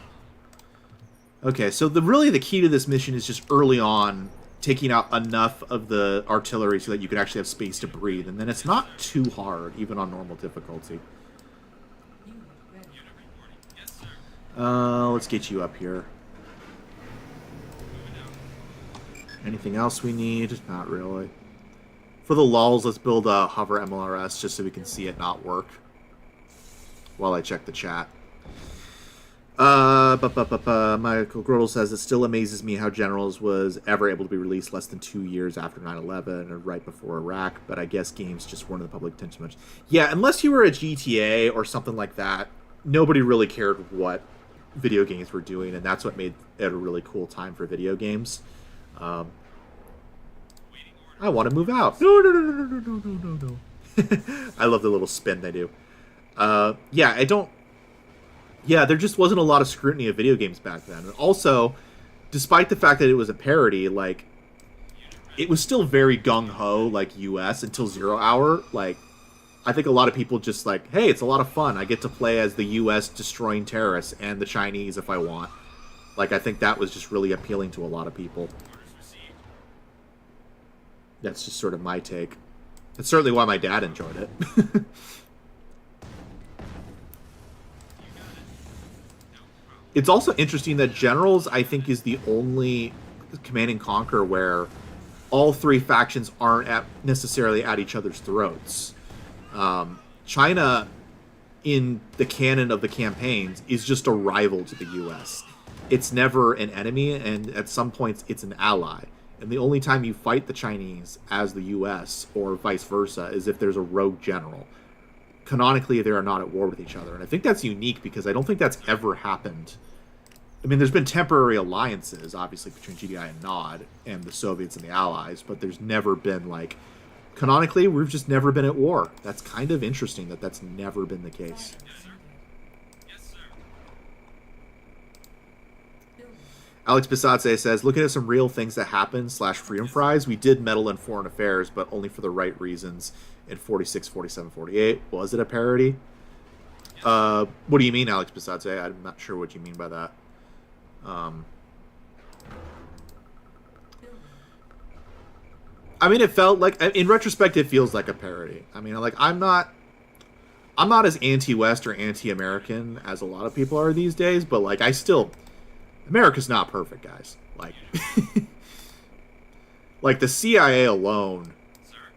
honestly, is responsible for most of what the U.S. has done wrong in the latter part of the 20th century. Good grief, the CIA. Unit ready. There's a poll I should do on my thing. If you could pick one U.S. department to nuke from orbit and just Chrono Legionnaire, what would it be? For me, it's probably the CIA. Although the IRS is a close second, but that's just because I don't like... Yes, sir. I mean, who likes the IRS? Yes, sir. Shoebox! Video Crow's Nest. Amusing to imagine how it would feel to be inside of a NOD cloaked power plant with Titans walking around outside of a window. I sure hope they don't bump into us. That would be amazing. Hey, look at that. We're closing in on the base. Waiting orders. On my way. Sir. Vidid of Light. My theory with how 0 Hour gone was that EA was trying to get the game unbanned in China. I mean, maybe. On my way. I think it's still banned in China. Like, even Germany, with all of its weird censorship, I think has eventually, like, uncensored a lot of that stuff. Or, at the very least, like, the uncensored versions are available. If only on pirated sites. But China, I think, never unbanned Generals. And even though, like, yeah, China is the winner of 0 Hour, I always thought it was fascinating because it's a very realistic portrayal of how the U.S. would be beat. Because, generally speaking, the U.S. has never really been beaten in a straight military conflict. Squishy, squishy! But it doesn't need to be. It just needs to be... It just needs to be too cumbersome to fight the battle. It just needs to be, you know what? We're done. We're going to be isolationists now. We're out of here. Like, that's not an It's not an unrealistic scenario. Yes, sir. Yeah, sir. Infantry reporting. You got it. Sir. On my way. Unit on my So I always thought that was cool. Nastologic says, can you imagine if No Strings Production and Jethal would collaborate and make a video about the CNC iceberg for the 30th anniversary? I think the community would go crazy, just saying if that was possible. Yeah, I know that No Strings is currently, like, not really doing videos because I think life happened, and also I'm pretty sure he was a part of the writing staff for Tempest Rising. So I think he's just been really busy. But that would be super cool. They really should, because let's be real, Jethal and No Strings Production are the YouTubers in the CNC space right now. At least as far as like lore and commentary. And they really injected a lot of life back into the community during these dead years. So they absolutely should do something. I would love it if they collaborated for a 30th anniversary thing. I think the community would love it. And they honestly deserve the recognition for what they've done for the community and keeping it alive. Blue Ginger says, honestly, I'd make the IRS stronger. Strong enough to go after the super rich and make them pay their fair share. You know, fair. Honestly, I feel like we just, like, I'm no fan of the rich, but honestly, I feel like we need stronger monopoly laws. We need a retread of what Theodore Roosevelt did in the 1890s. Just break up Apple, break up Google, break up all of them. Just give some new companies and new blood a chance to actually, like, provide better customer service and better products for the masses. I think that would help out a lot. Could you realistically get the rich to pay their fair share? I don't know. If you could, that'd be great, but I don't know if it would work because they would just do their business elsewhere, or all the crazy loopholes they have to do with the Cayman Islands and all that. Like, I don't know. Like, I guess what I'm saying, Lucas, like, I agree with your sentiment. I just don't know what the solution would be that would, like, make sure that they don't get a loophole so that it just ends up being the middle class that ends up paying that. But something needs to be done about the super rich. Not necessarily because they're just rich on principle, but just because they kind of monopolizing way too much power. Because in my opinion, the point of government is to protect an individual's life, liberty, and pursuit of happiness. And in my opinion, monopolies are a direct attack on someone's pursuit of happiness, which if we go by the Jeffersonian and John Locke model, that's the pursuit of property. So I'm all for antitrust laws and anti-monopoly stuff. And I suppose I would be for taxing the rich if I thought that it would do any good. I'm not convinced that it would do any good. I don't know enough about economics to make a statement on that. But if it would do any good, sure, go for it. I have no loyalty to Jeff Bezos, Elon Musk, and Zuckerberg, who's probably a robot. Probably. Okay, is this it? Is this it? Is this it? No, it is not. Alright, let's build some more Wolverines and go exploring. Alex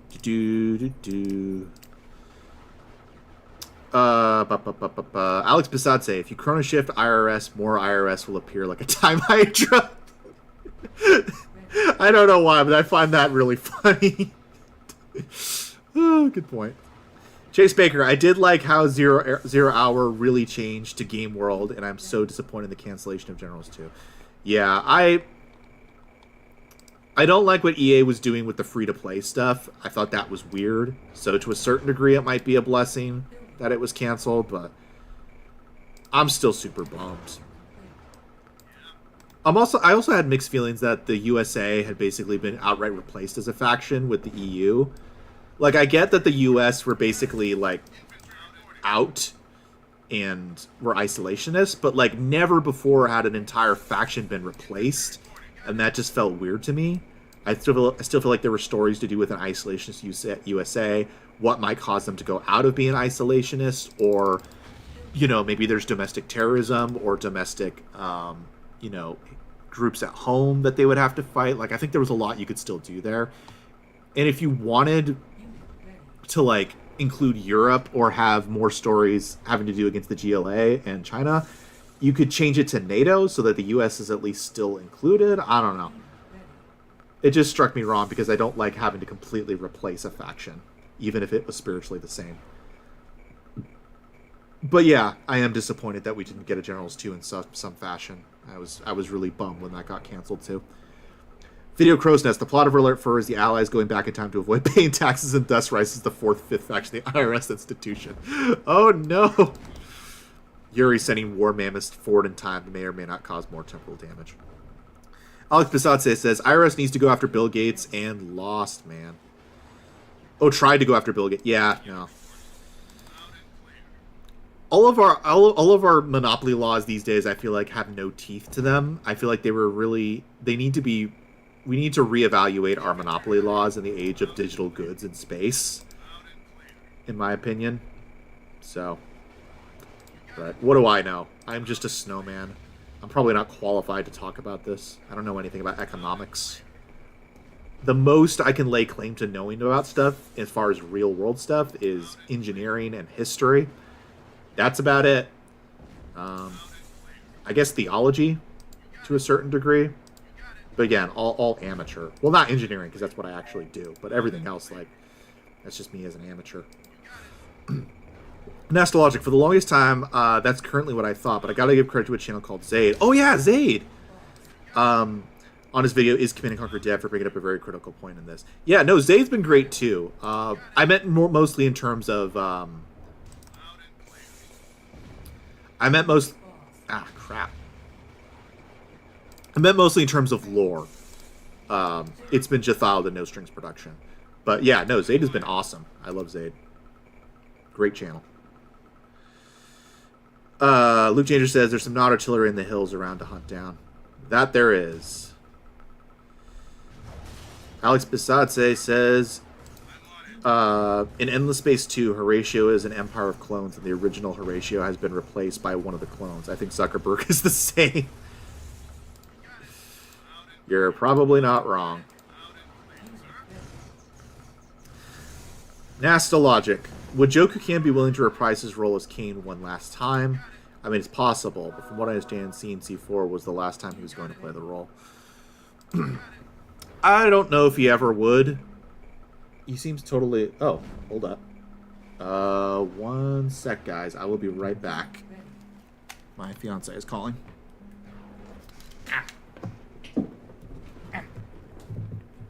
Hello? Hey,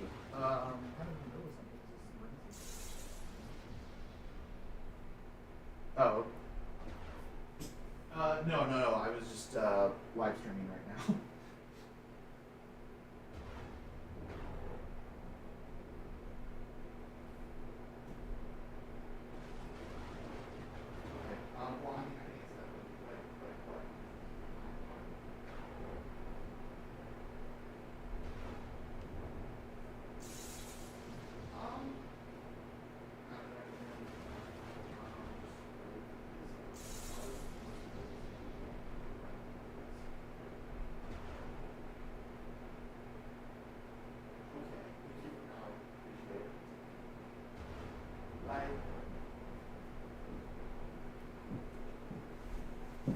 Okay, I'm back. Sorry, guys.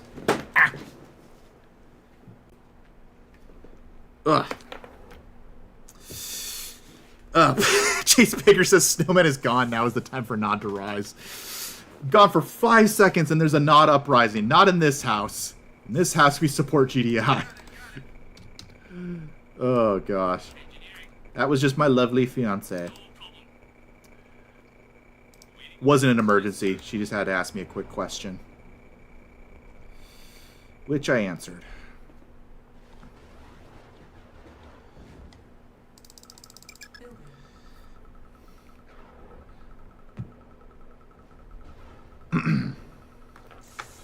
Yeah, I don't know if Joe Kukan would ever come back. He did come back for the remastered thing, for the YouTube video as the announcement. So I think he would absolutely come back if he thought people would want him. I just don't know if he would trust EA anymore with that story. be honest, I personally believe the most important canceled project from CNC franchise is the shooting game Tiberium. Yes, absolutely, Basilisk. That is 100%. Probably even more so than Generals 2, just because I saw what Generals 2 was becoming a free-to-play weird sort of game. I was more disappointed with the cancellation of Tiberium. I would have loved to have played that. And by all accounts, it was almost finished. Astrologic, as long as he's paid enough, pay the man enough money, and he's willing to do it. Luke Danger says, last artillery is probably on the other side of that bridge. Your Titans are on that side already. You should be able to just sweep them south to finish the job. I suppose. I just really want to fix the bridge.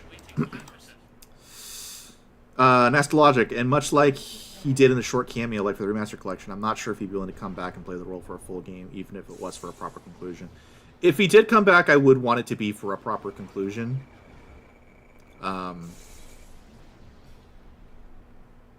But we'll see. I'm not even sure how I would end the Tiberium timeline. That's a whole nother question. For pride goeth before the fall. Not in this house. Trevin Lane, so am I, Snowman. The next mission is brutal and puts you on the clock.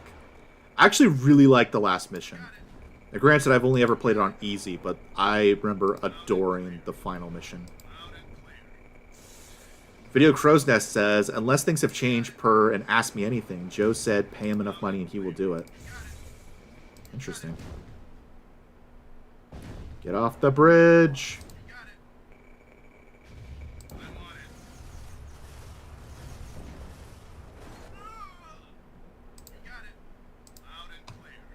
Oh yeah, we were already here.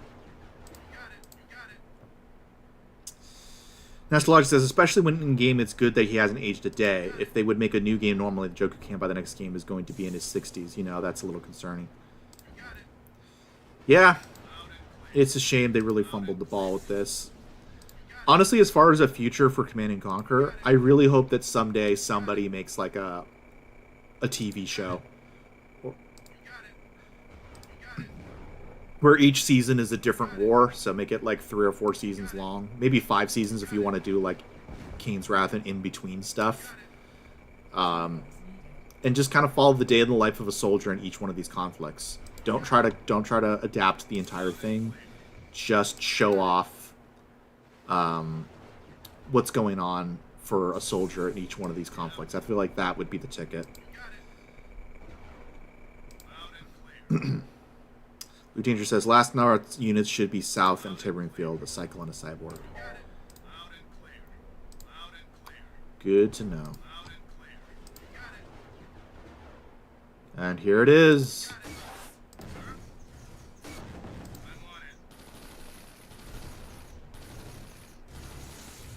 You know, when you think about it, the Wolverine and the cyborg really are mirror images of each other as far as how GDI views its infantry versus how Nod views its. Heck yeah.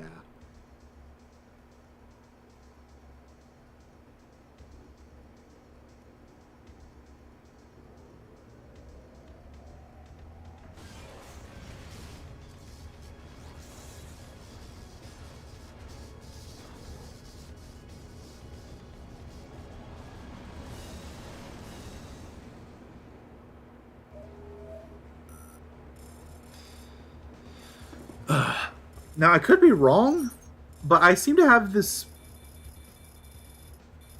weird memory that, like, people saying that the Ion Storm can abate or go away for a brief amount of time, but I've never experienced that in any of the times I played this game. But people tell me it happens. Okay. Trevor Lane says, tips for the next mission. Try to preserve your starting force as much as possible. Park them southeast of your starting base, deploy your Conyard ASAP, and get power, 2 refineries, and barracks 1-2. I don't know what half means. Maybe you're going to type more later. Lunak, Titans for the win, indeed. Nastologic, of course they could find a replacement for this role, but then EA would just be once again be angering the fan base by doing something. Yeah, no, don't ever replace Joker Can. Don't ever do that. Alex Posadze says the Iron Storm can in fact stop. Lunak says, yes, it does go away after an hour or so. I guess I just finished it beforehand. Luke Danger says, also for the last mission, try to avoid going south as the map expands each time. and it expands too far south, you'll start eating cluster missiles.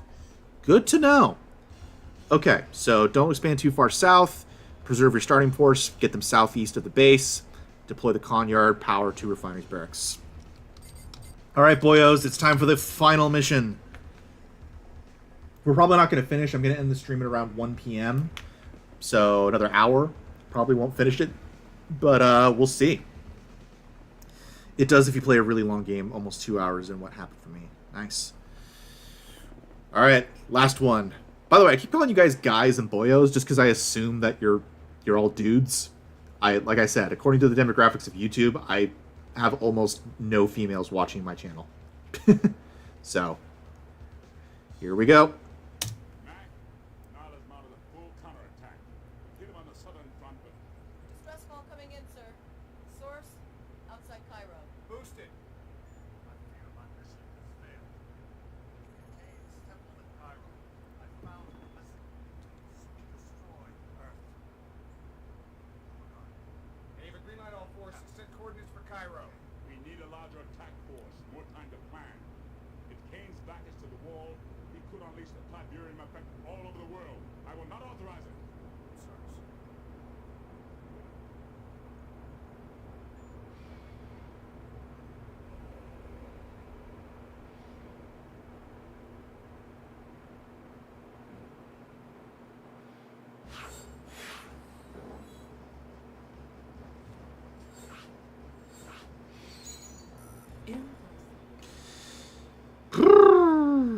Okay, get a medic to your starting force, base crawl north to another tip field, build an APC full of engineers, and sail along the top of the map west. You will claim a bunch of Mammoth Mark 1 tanks. Good to know. Alright. Michael Bean, you handsome, charismatic hero. We're going to do it. We're going to take Cairo. Trevor Lane says, use those Mammoth Mark tanks to distract while your APC captures the Conyard, refinery, and silos. Yeah, if you get enough air bodies, you can land an NG APC on the Temple of Berman Island as soon as it expands east and capture the temple to get early cluster missiles. Not to be pro-doomerism, but I am very concerned that 5 years have passed and we haven't gotten any news in the Tiberian Sun RA2 apart from speculations, conspiracy theories about the source codes. Oh, don't do that here. This is a live stream where we huff a lot of copium. We get high on copium over here. Chase Baker, General Solomon and Nod's campaign. The forgotten or valuable allies. Well, from what it sounds like in lore, he says, like, Nod has made a massive counterattack. It sounds like, and looking at the map, like, GDI has taken over much of this area, and they've basically pushed all of Nod's forces back to the Middle East and North Africa, specifically Egypt. And Nod has basically done a Battle of the Bulge and pushed out and attacked on all fronts, particularly the south, and GDI's attack has been blunted. So it seems like General Solomon's plan is, okay, let's regroup, get all our forces, and try again. Whereas McNeil is like, no, I'm going to take the Kodiak directly into the middle of Nod territory and try to defeat him from the inside, which is a ballsy move. And a bold plan, Cotton. Let's see if it works out for him. Nastologic says, in my opinion, unless Jokukan manages to make a surprise comeback and play the role as Kane, I don't think it's even worth making a CNC4 remake since it's really disastrous. Good news on the remaster is some important people started to get very silent this year. Indeed. Impulse signatures emanating from Cairo suggest Kane will launch his world-altering missile within hours. You must destroy the Pyramid Temple before he has the chance to launch. There are no alternatives. Alright, final mission. Here we go. Final conflict.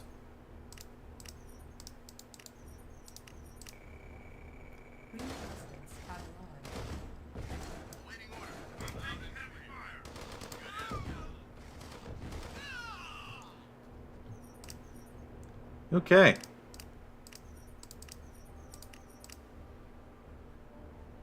Moving out. Moving out. There's no lasers over here, are there? Loud and clear. That would suck. Reinforcements have arrived. What reinforcements? Oh, hello.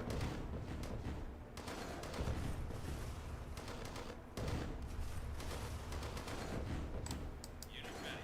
Got it. Unit ready. Let's go. On my way. Infantry report. Loud and clear.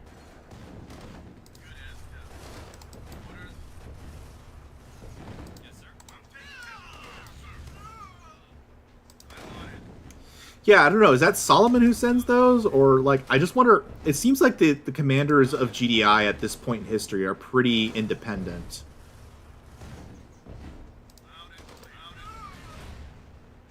Sir? No, no, no, no, no, no, no, no, no, no. Unit on my way. Here, kill it. Yes, sir. There you go. Yes, sir. On my way. Waiting orders. Moving out. You got it. Outrange the base defenses.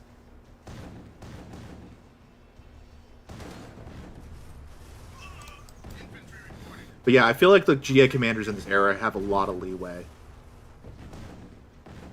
I'm on it.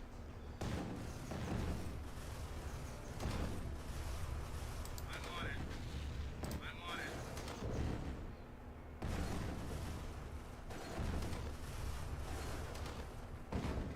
Reinforcements have arrived. New terrain discovered. Incoming transmission. Save scumming. I believe there's an old GDI base here. Could be worth looking into. Ah, gosh, the design philosophy. Orders received. Unit ready. All right. Loud and clear. Southeast, southeast, southeast, southeast. Loud and clear.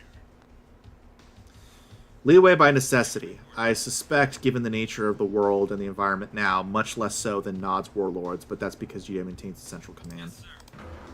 New construction options. All right, let's take a look. Infantry reporting. Loud and clear. Yeah. Loud and clear. Construction complete. Building. Orders, we got it. You want to park your forces right southwest of the base gate you blew up. Gotcha, southwest, not southeast. Orders, Oh, take a look at this. We're going to have to destroy that. we got it. We got it.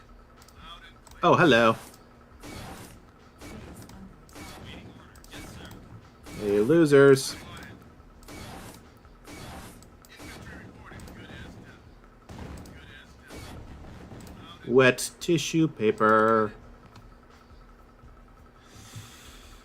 Field to the west needs to be micromanaged. The first Nod base have Artie at the cliff. Oh, great. More artillery.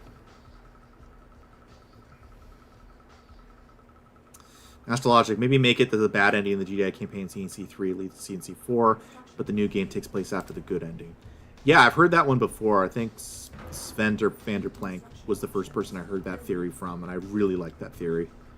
Oh, yeah, you did shout out Sven Vanderplank. Sorry, I didn't read the rest of your comment. Yeah, fantastic theory. I love it. That's kind of my headcanon now. That is where all the Nod burrowing come from. Vidative Light says, it does interest me how society works here. National borders are still shown. Solomon still wears a U.S. Army uniform, but it's implied GDI is the kind of authority that runs or defends things. Yeah, I think all states have pretty much ceased to exist, and the old borders are simply there just so you know where you are, and we can reference where you are. It's like, where am I? North Africa. That doesn't help. Where Egypt used to be. Ah, yes, I know where that is. Like, that makes a lot more sense to me.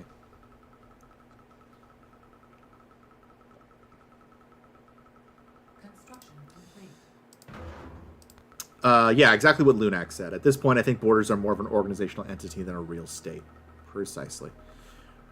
Luke Danger says, it's just a theory. A game! Yeah. I actually have a link to the official expansion from the Wayback Machine. It was the Temple Prime explosion that caused the sonic resistant strain of Tiberium. Construction complete. Oh, wait a minute. What? Hold the phone. I need to learn more about this.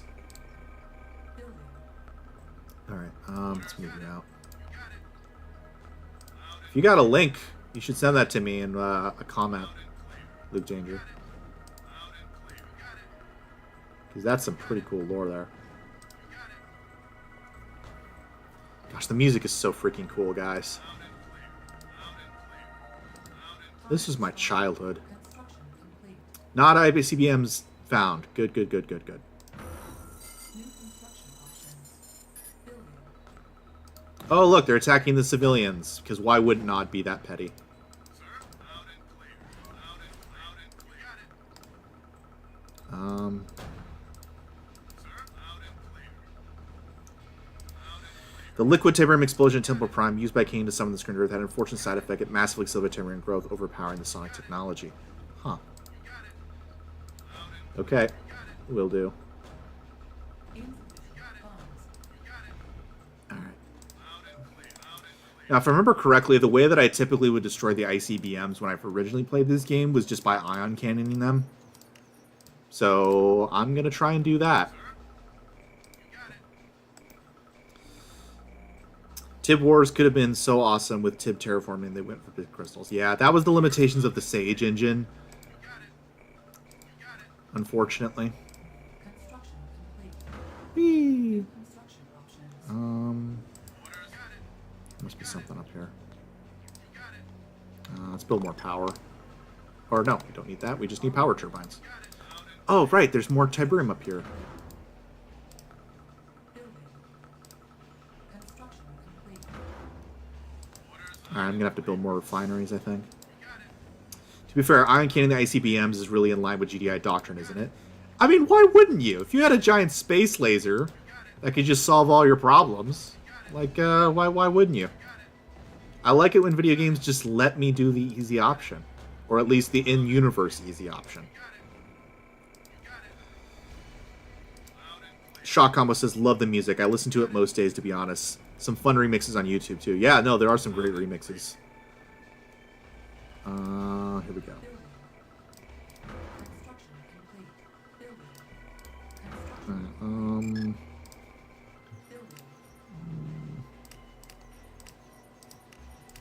Actually, you know, let's build another refinery. Yeah. What does this say? Luke Danger says, GDI previously used to contain the alien element by 2062. When our prologue takes place, it has been 15 years since the end of Tiberian War. The Earth is in pretty bad shape. Gotcha. Luke Danger... Chase Baker says, you are being stationed in the former South Carolina. Wait, why is there more than one Carolina?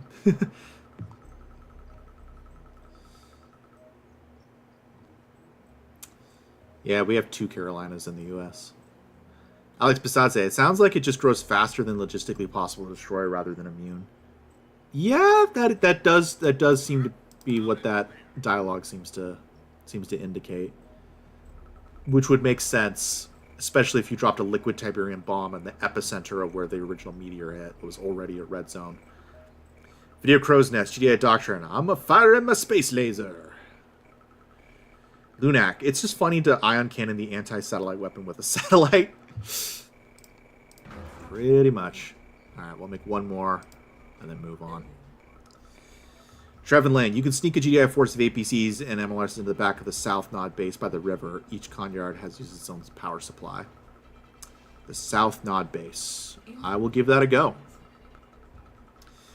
Luke Danger says, we also have 2 Dakotas. Yes, we do. We do. And 2 Virginias.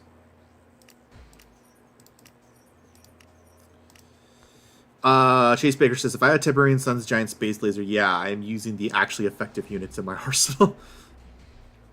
Nastologic says, meaning it'll be Scrin versus GDI and a third faction that isn't a Brotherhood of Nod. Or maybe it's the Brotherhood of Nod, but it's a new version of the Brotherhood, more futuristic sides.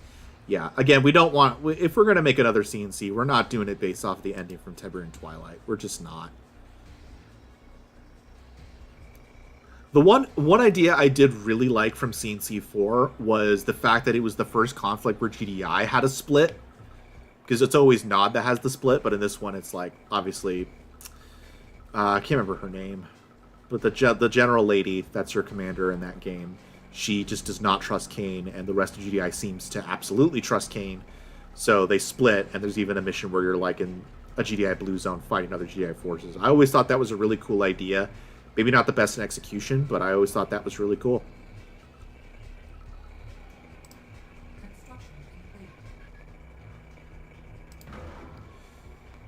Okay. That should be good enough. Oh, look, we have artillery. You know, I don't know if anybody has told you, but artillery is supposed to stay far away when it fires. That's kind of the whole point of artillery.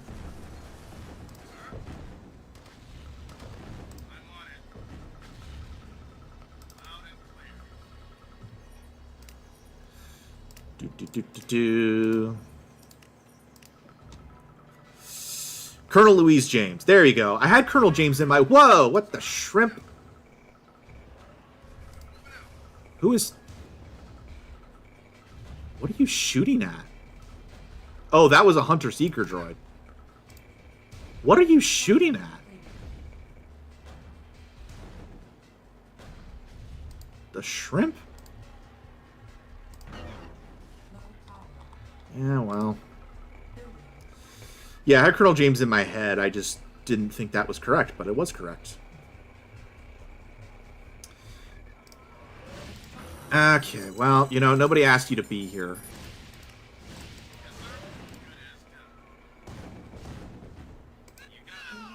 And there goes my infantry.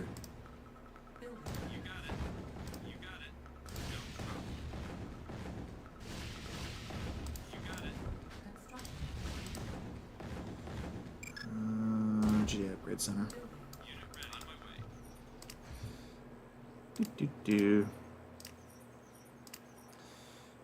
Basilisk says, I have seen many mods and add-ons to cope with the loss of the fourth game. The best joint so far is Tiberian Crisis 2, in my humble opinion.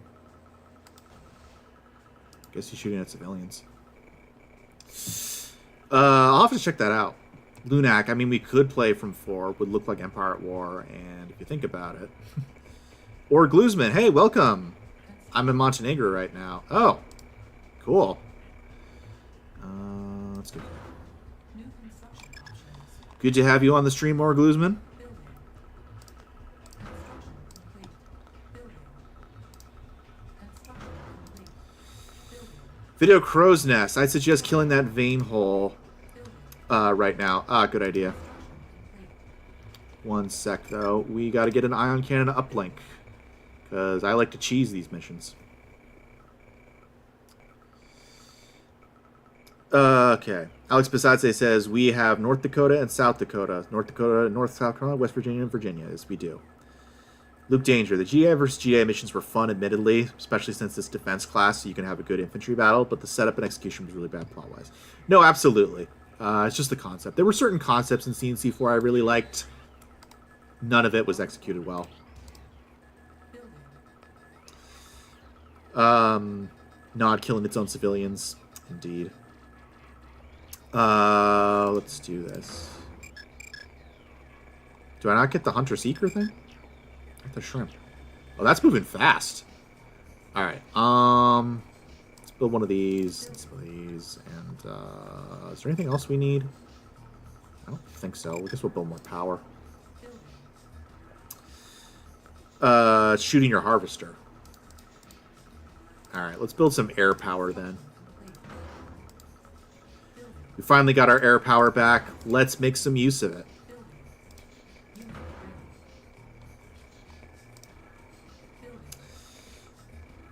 Nastologic says, I would love to see the number of people that didn't choose Kane. Seriously, who would choose a general who you only knew 10 to 15 minutes compared to the person you've known for years in the story?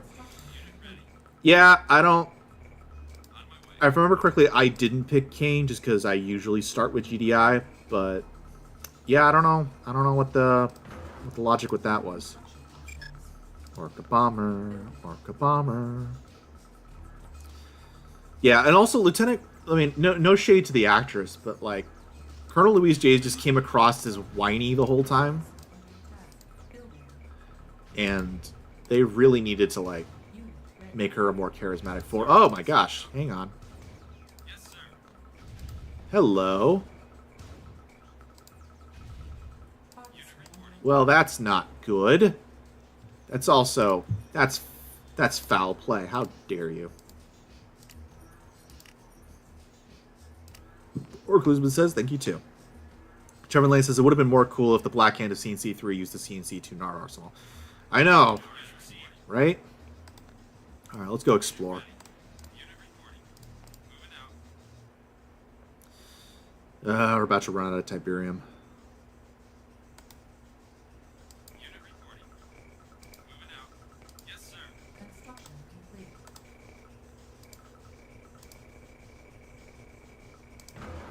Alright.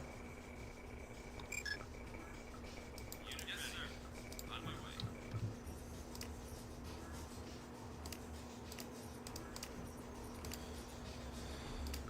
Orglund says, AGN gave a good review to the Sonic Racing game and not so good review to the Mario Racing game. Yeah, I heard about that. Moving out. Moving A lot of people are just not happy. Should I not go south? I'm going to unlock that other bit. I think it's the west base, right? It's the west base I need to get. Yeah, so let's do the west base. So I just need to get up there. So we're going to use our Orca bombers to blow these guys up, and then we're going to try and get up there and take those guys out. Let's save and see what happens. Let's see how much anti-air they actually have.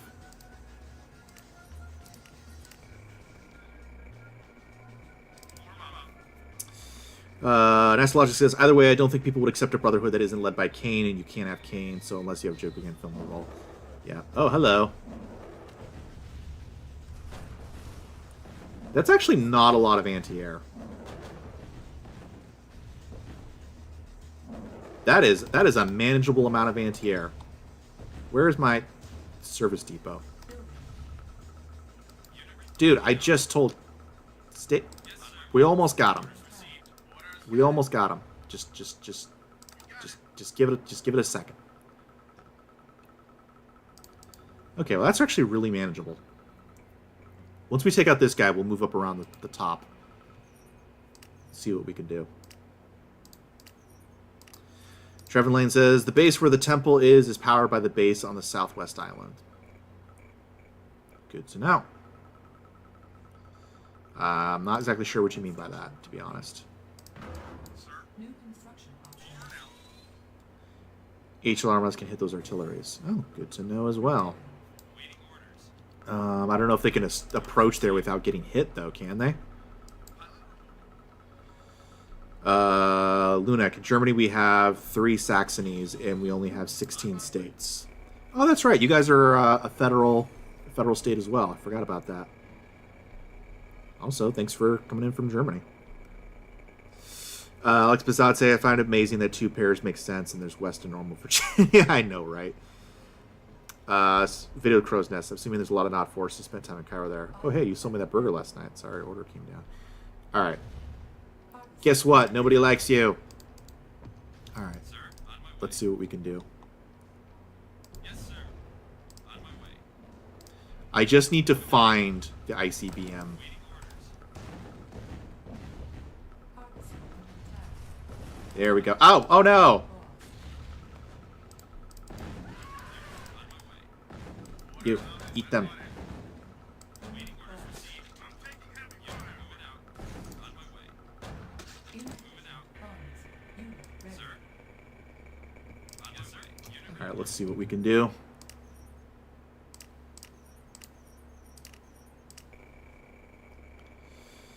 Okay, Vivid of Light says, since I haven't said it yet and you're at the final mission, Crusade on, Men of Snow, crush the thralls of the first murder. There it is. There it is. Cloaked unit detected. Okay, well, you know, nobody wanted you around anyway, so. on my way. Unit ready without. On my way. Unit ready. Wet tissue paper. Yes, sir. Unit lost. Uh-oh. Uh-oh. Base under attack.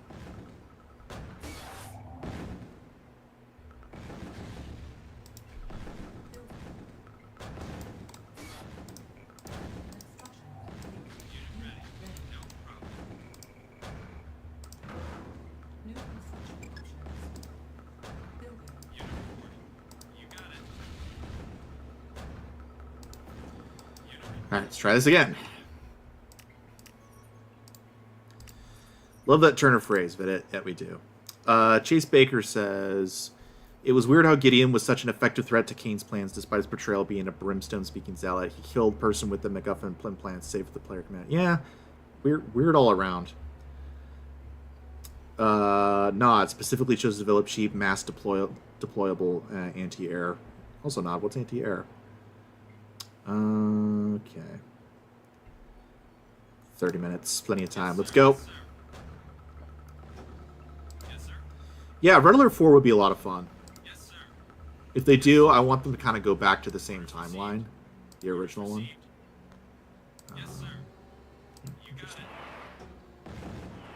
Moving out. Guys, get closer. You got it. Yes, sir. Yes, sir. Yes, sir. Can any of you hit this? All right, you know what? New plan. Let's see if we can just rush the base and see if we can find the ICBM. Is it up here? I can't remember. Yes, sir. On my way. Orders received. Oh, there it goes. Received. Yes, sir. Where's the ICBM? Yes, sir. Unit lost. Yes, sir. Orders received. Nope, couldn't find it. Okay, loading back.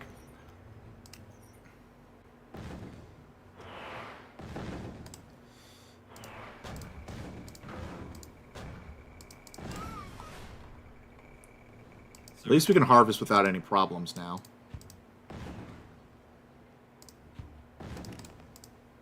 Building. Unit ready. Construction complete.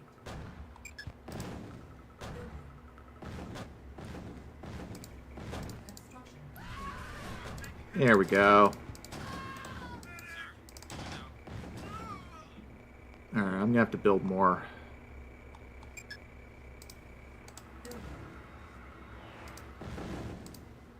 Really effective, guys. Really effective. Unit reporting. Is the engineer rush gonna work with all of the Orders received. No. Oh, here we go. With all of the obelisks of light? But if I destroy the power, maybe that'll work. Building. Training. Sir. Insufficient Yes, sir. funds. You got it. Orders received. Can't quite hit it. Yes, sir. Let's go over here and destroy this other SAM site. Yes, sir. On my way. Moving out. On my way. Yes, sir.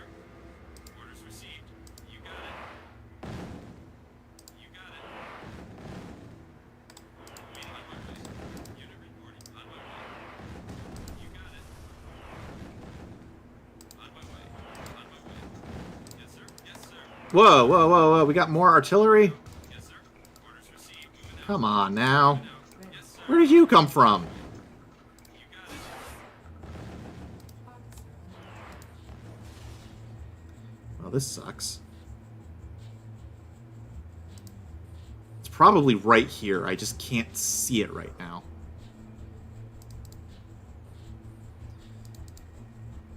Unit reporting. I think I remember it being right here, too. Yeah, you got a good point, Trevin Lane. I think that's what I'm going to do. Unit ready. Oh, where are my... Oh, they're right here.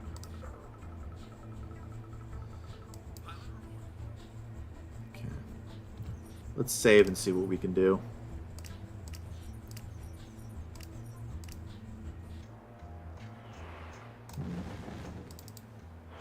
Unit orders received. What are you guys doing? On my way. Nobody told you to be here. Also, you go kill him. Unit ready.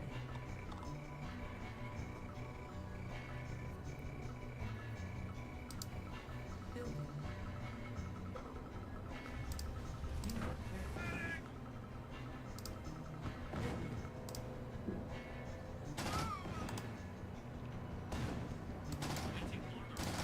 Base under attack.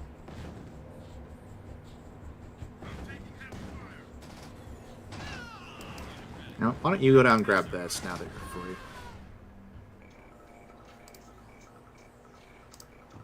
Building.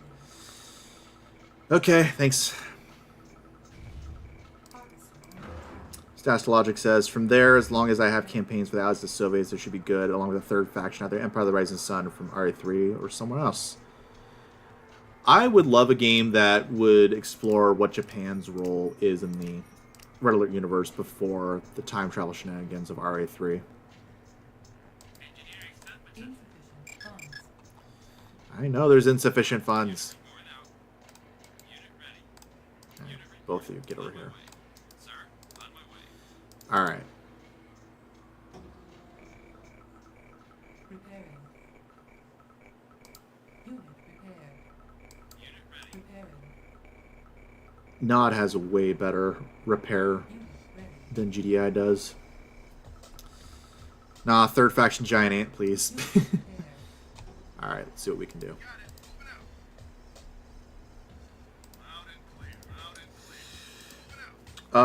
Moving out. Lunax says, I don't know if we can afford a third faction with all the brain drain over the years. Would like to see 3, but probably would have their hands full making 2 playable and fun. Maybe. Loud and clear. Honestly, I feel like the part that people are often missing in making a great RTS is having an amazing world and story. I feel like a lot of people don't get that. It's like, oh, it's like classic CNC. Yeah, but it doesn't make me feel like classic CNC. I feel like half of what makes CNC great is all of that. Yes, let's go! Oh, let's get it. Run, run, run, run, run, run, run, run, run, run, run, run, run. Hello. Goodbye. Oh. Shoot. Well, at least they're not going to repair it. I might have a chance to do that again. In the meantime, why don't you deal with that vein hole monster that's over there while we're at it? Orders received. On my way. Yes, sir. Yes, sir. You know, I missed... Okay, is there a way to actually get it in one go? Because if so, Sir. we're doing that. You got it. Loud and clear. If I had to guess, Japan's role was more that they challenged the U.S. and lost even more because the U.S. didn't have to split its attention at the time. See Iwo Jima and Arizona Memorial Scenario 2. Yeah, no, I agree with that.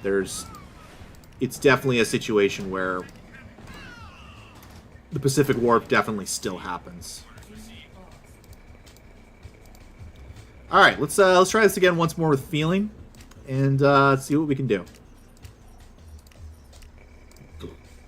Goodbye. No, I think that's just all you guys can do. That's just the way it is. So I'm gonna. There's no way to. Select target. Yeah, it doesn't. Select target.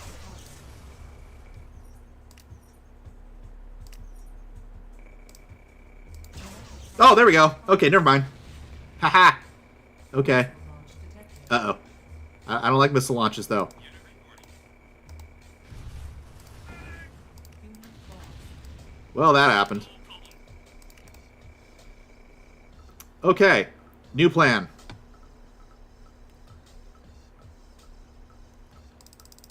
Building. Shoot. You know, now that I think about it, the timer is definitely going to stop. So that's not a cumulative time. See, look, there's a new timer starting. It's not a cumulative timer for all 3. So I should wait till the last possible second before I destroy that ICBM, try to capture that base to the northwest, like Trevin Lane said, and then come back. Yeah, we'll do that. One sec, I gotta pee.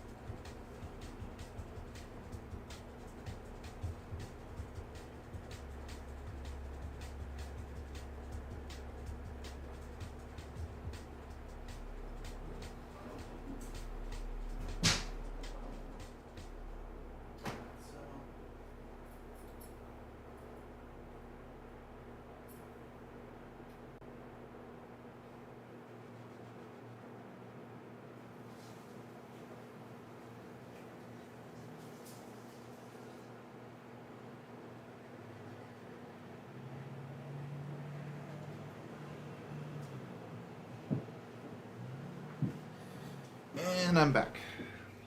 Ugh. Gosh dang it, I leave for 5 seconds and Nod's back. Okay.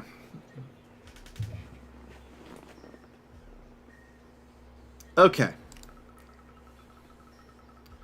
Did I destroy that? Yeah, we're gonna load back because I want to get as much yeah, there's a lot we can do in 20 minutes, guys. Waiting order, yes, sir. Let's go more of you guys.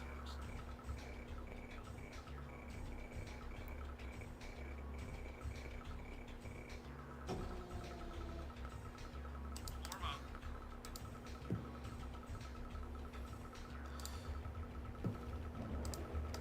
Waiting order, moving out. Got it. You will. Your sacrifice will be remembered. And we got to see more of the map. I know there's 20 minutes remaining, Ava. Get off my back. Sir, yes, sir. On my way. Why are they going straight? Seriously, guys? Go for my base. Sir. Waiting orders received. Yes, sir. Moving out. Yes, sir. Yes, sir. Orders received.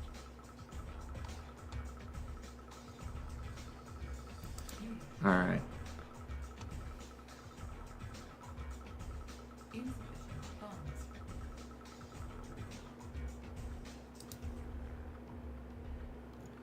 Actually, yeah.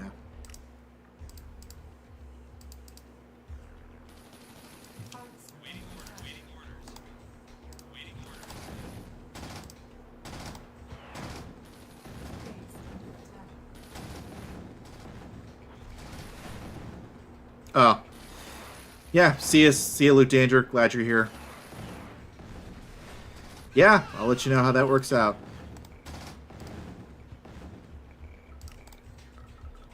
Alright, let's save and give this a go.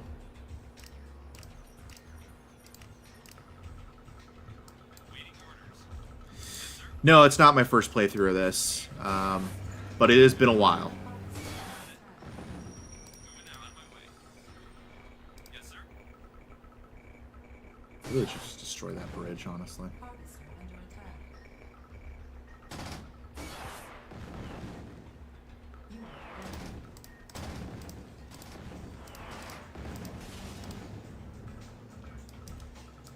Okay, Unit ready. Unit ready. Moving out. Waiting orders. let's see what we can do.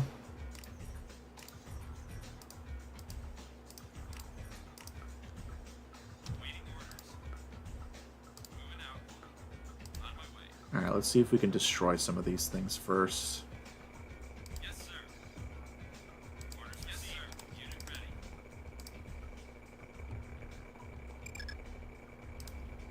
Building. Waiting orders.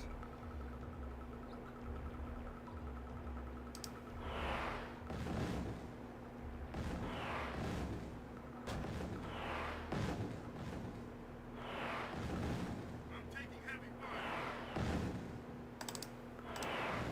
Unit ready.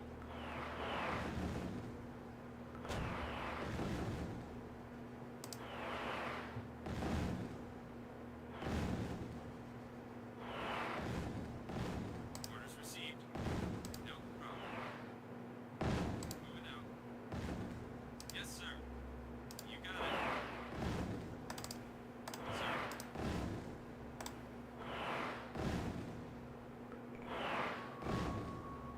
Waiting orders. No, whatever. Yes, sir. Moving out. Yes, sir. On my way. You got it, sir. Sir. Alright, just gotta avoid the obelisks of light. Yes, sir. Oh, hello. Oh, look at that! On my way. That's so cool. Moving out. I remember those. Moving out. On my way. Moving out. Well, that's terrifying. Yes, sir. On my way. Alright, so you said to use some of the Mark 1s as distractions and then move them up. Unit ready. Orders received. Let's see what we can do. Do you think I have enough of these guys?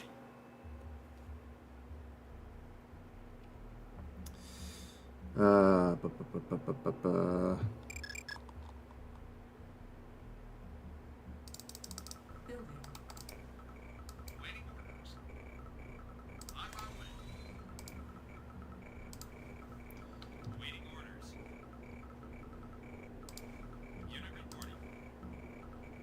Okay, here we go. Yes, sir. Go, go, go, go, go, go, go, go. Waiting orders. Unit ready. No problem. On my way. Waiting orders. Moving out. Unit reporting. On my way. Waiting orders. Moving out. On my way. Dang, these do a decent amount of damage. Unit ready. Their armor seems to be like wet tissue paper, but hey. Yes, sir. Orders received. Yes, sir. Moving out. Waiting orders. Waiting orders. On my way. Yes, sir. Yes, sir. No problem. Man, this is more effective than I thought it was going to be. You got it.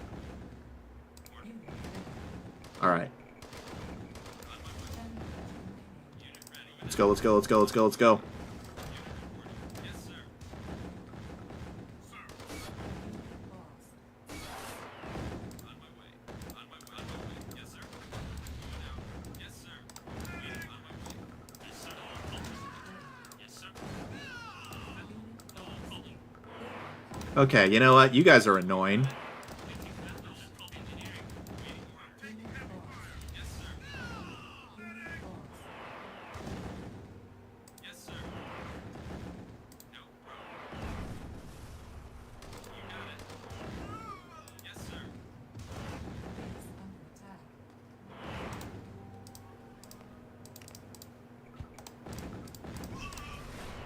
Unit reporting. On my way. You got it. No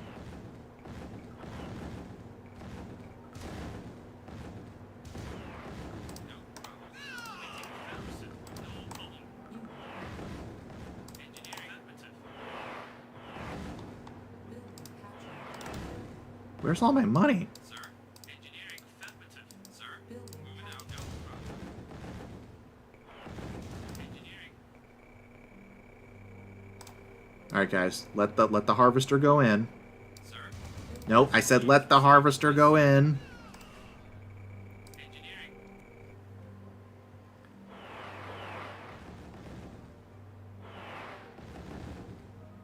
Go, go, go, go, go.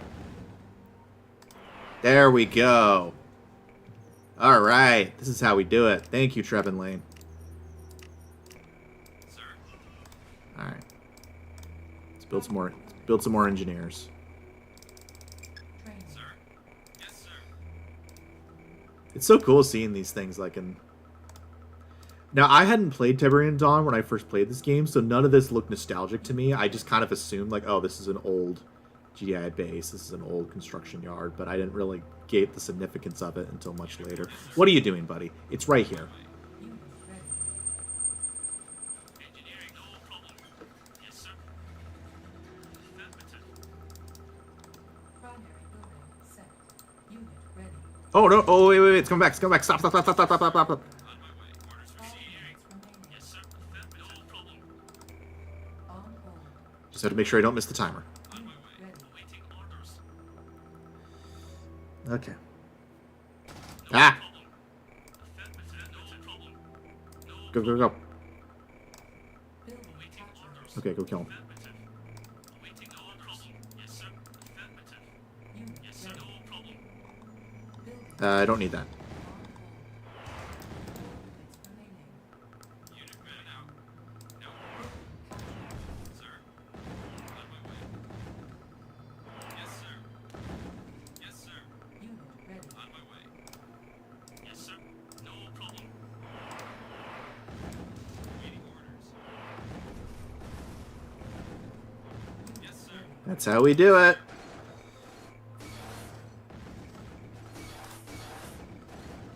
3 minutes remaining. Unit ready. What are you guys even shooting at? Officer under attack. Alright, everybody. Everybody. Unit reporting. Sir. Moving out. No problem. Just kill them. Just kill them. Yes, sir. Affirmative. Yes, sir. Engineering. No problem. Unit. Yes, sir. Officer Yes, sir. under attack. Moving out. Training. Sir. Waiting orders. No problem. Building captured. Unit ready.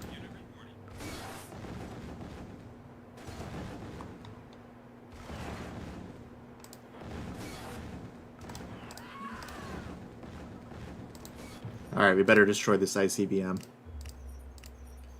Now, if I remember correctly, the ICBMs are actually aimed at the Philadelphia, and the world-altering missile is something completely separate. Sir. Yes, sir. Let's not waste an ion cannon, if we can help it. Sir. Waiting order. Affirmative.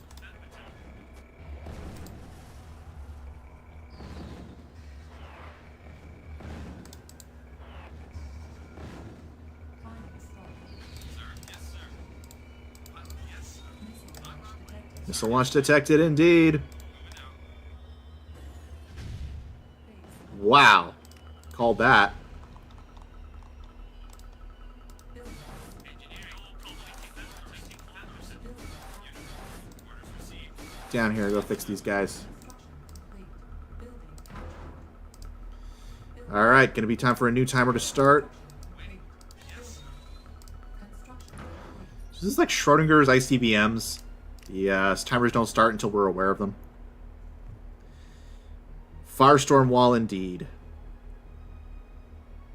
I don't know what Nod is doing. They're gone loco crazy.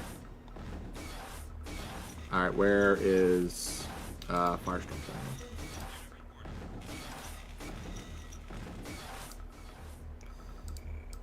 All right, let's go exploring. Orders received. Remember correctly, this one isn't too hard to find either, so shouldn't be too hard. On my way. Sir. Unit orders received. Unit on my sir.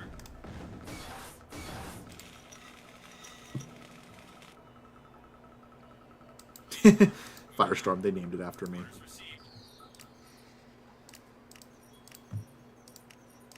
Moving out. Yes, All sir. right, I think the ICBM is along the coast here somewhere. Orders received. Moving out. I just have to remember where.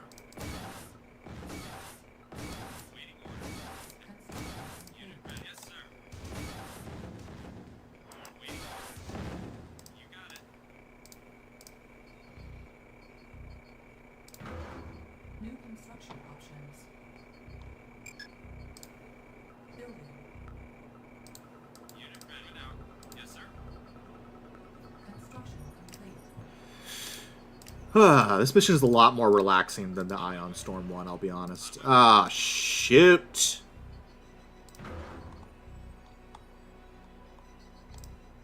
Building.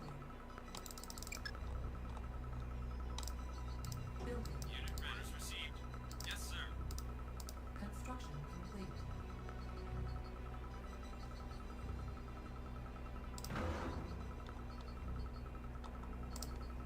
Building. Waiting. Yes, sir. Moving out. Insufficient On my way. funds. On my way. Yes, sir. Training. Moving out. On my way. Yes, sir. On my way. Wait, isn't On my way. the Cairo Temple up here, but the actual Yes, sir. Moving out. the ICBM is to the southwest, isn't it? Moving out. Yes, sir. Moving out. On my Yeah, Alex Bisazze just confirmed that. way. Orders received. Trevelyan says there are two. Orders received. One in the south base, the other in the southeast cloaked island. Looks like I found some power plants, though. On my way. Moving out. On my way. Unit ready. On my way. Training.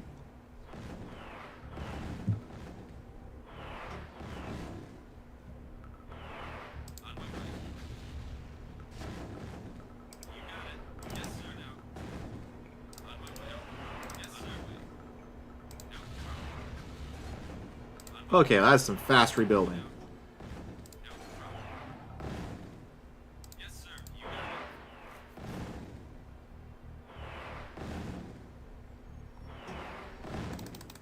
On board. Building. Unit yes, sir. Orders received. On my way. Unit reporting. Moving out. Unit lost. Orders received. On my way. Ah. Waiting orders. You got it.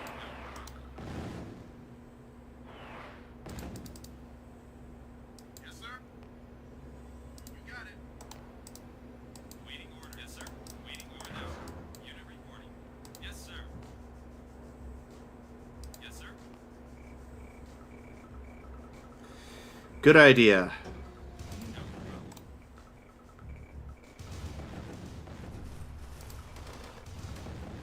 Unit ready. Yes, sir. Waiting orders. Waiting orders. On my way.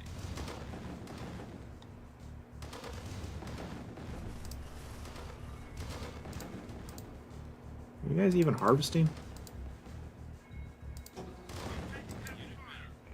You got it. Unit moving out. You got it.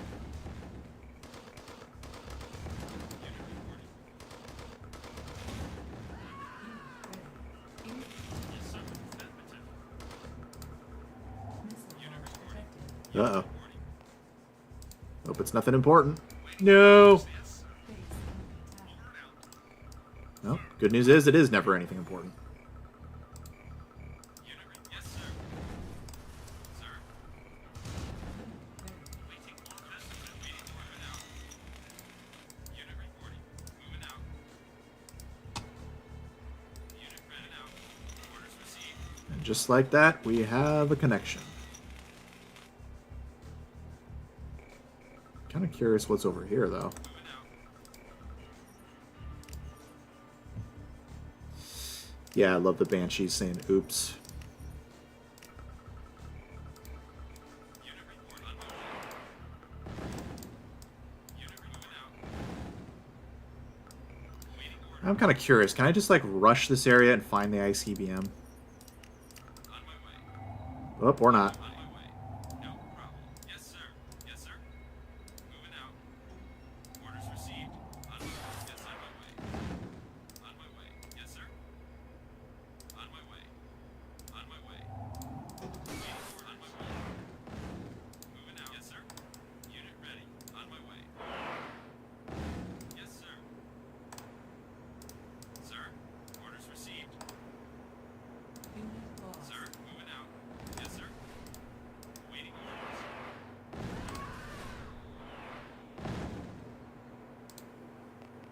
Sir? Okay, what was I doing?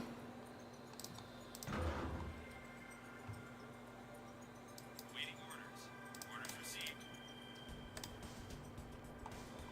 I forgot what I was doing. Right, these guys. Unit reporting. On board. Unit ready. Found that you have distant bases and many finer trucks get confused running around the entire map. I suppose so. Sir. Unit Dude, what do you... Get it? What the... Waiting orders. On my way. Thank you. Well, thank you, Alex Basadze, for drawing my attention to that. ready. Waiting order. On my way. Sir. I gotta say, I really like the design of the maps in both single player and skirmish, where they actually make it so that it's very advantageous to use your amphibious vehicles. It's a nice detail. Yes, sir. No. Yes, sir. On my way. Yes, sir. I do feel like the MLRSs have are a little too wet tissue paper for my taste. That is one thing I liked about CNC4. I like the design of the Sandstorm MLRS. It definitely looks more like an armored heavy tank.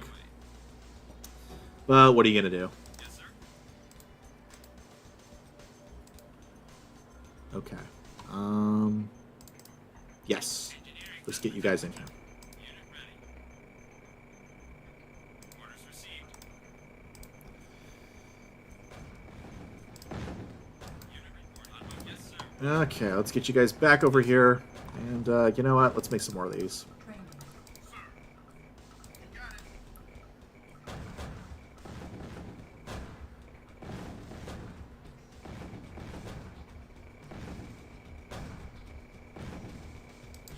Oh, really?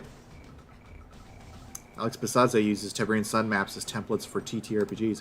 What systems do you play? Is it just D&D, or do you have other ones you use? Loud and clear. Unit ready. Unit ready. Received. Moving out. Yes, sir. Medic!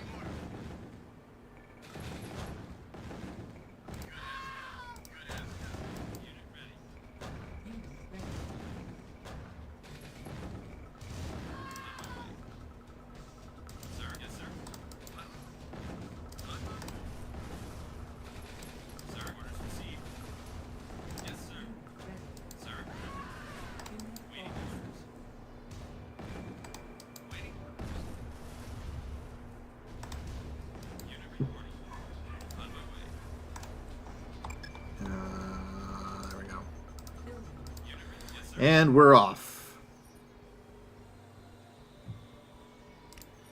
Yeah, I don't really know what that's about. I always thought the attack cycles could attack in the air, but now I'm thinking that I'm getting Berenstain Bears, because I don't think they actually can.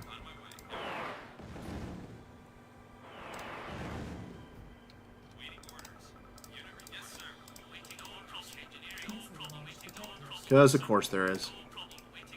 Building captured. Base under attack. Oh, screw you. Captured. Building captured. What's going on over here? Oh, look, there it is! No, no, don't kill it yet.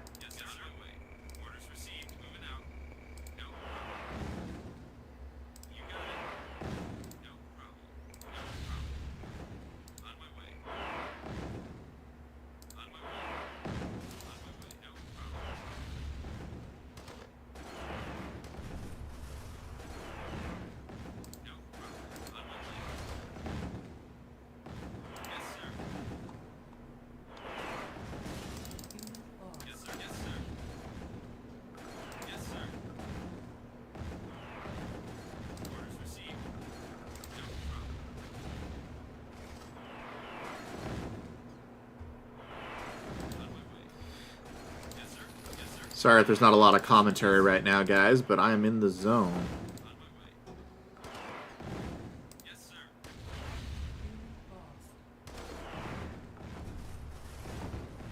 Unit lost.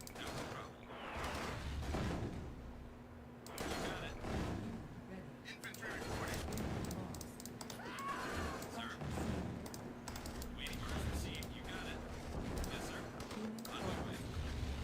Let's explore. Let's explore. Before we die, let's explore. Ooh, look at that.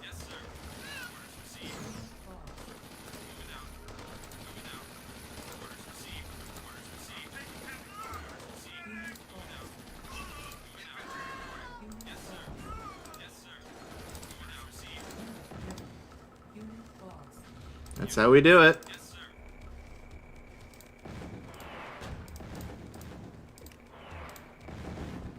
Dude, can you do your job? You're right there. I don't ask for much from you. Unit ready.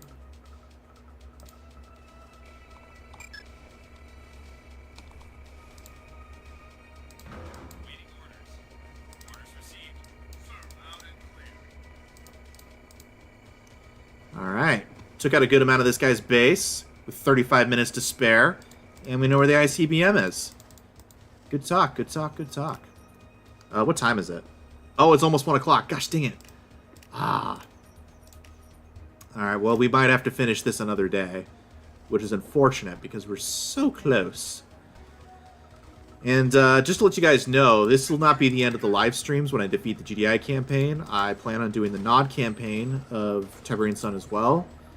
And then after that, it's up to you guys. I'm actually curious what you guys would like to see. Would you like to see me go on to Tiberium Wars? Or do you want me to go back to Tiberium Dawn? Or play Renegade? Whatever you guys takes your fancy. Missile launch detected. Well, of course there's a missile launch detected. Oh, that's a chemical missile. Base under attack. Maybe move away, guys.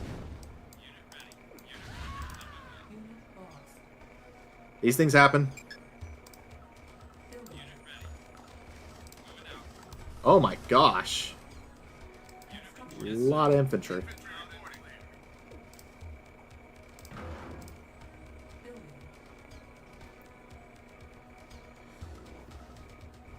Construction complete. Building. Alex Bezde says, mainly powered by the Apocalypse, basic role play, base for Call of Cthulhu. But also a bit of D&D and Pathfinder, Aegon, VRBS, Homebrews, and others. Playtesting Voyager currently. Nice!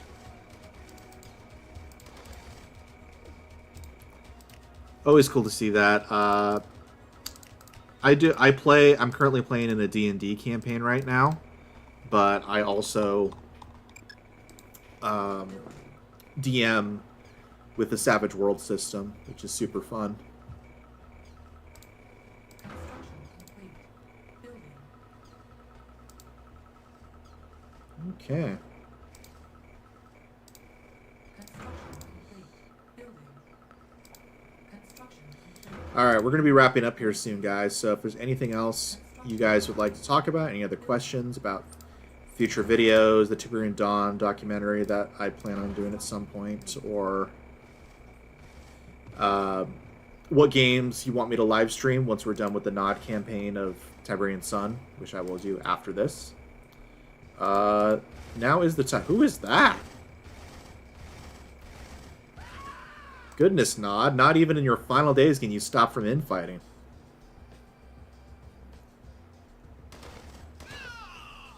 I have no idea who that is. Anyway, Trevin Lane says just happy to. Oh, great! Of course, Lunac. Firestorm. I gotta finish the Firestorm campaigns first before I move on to another game.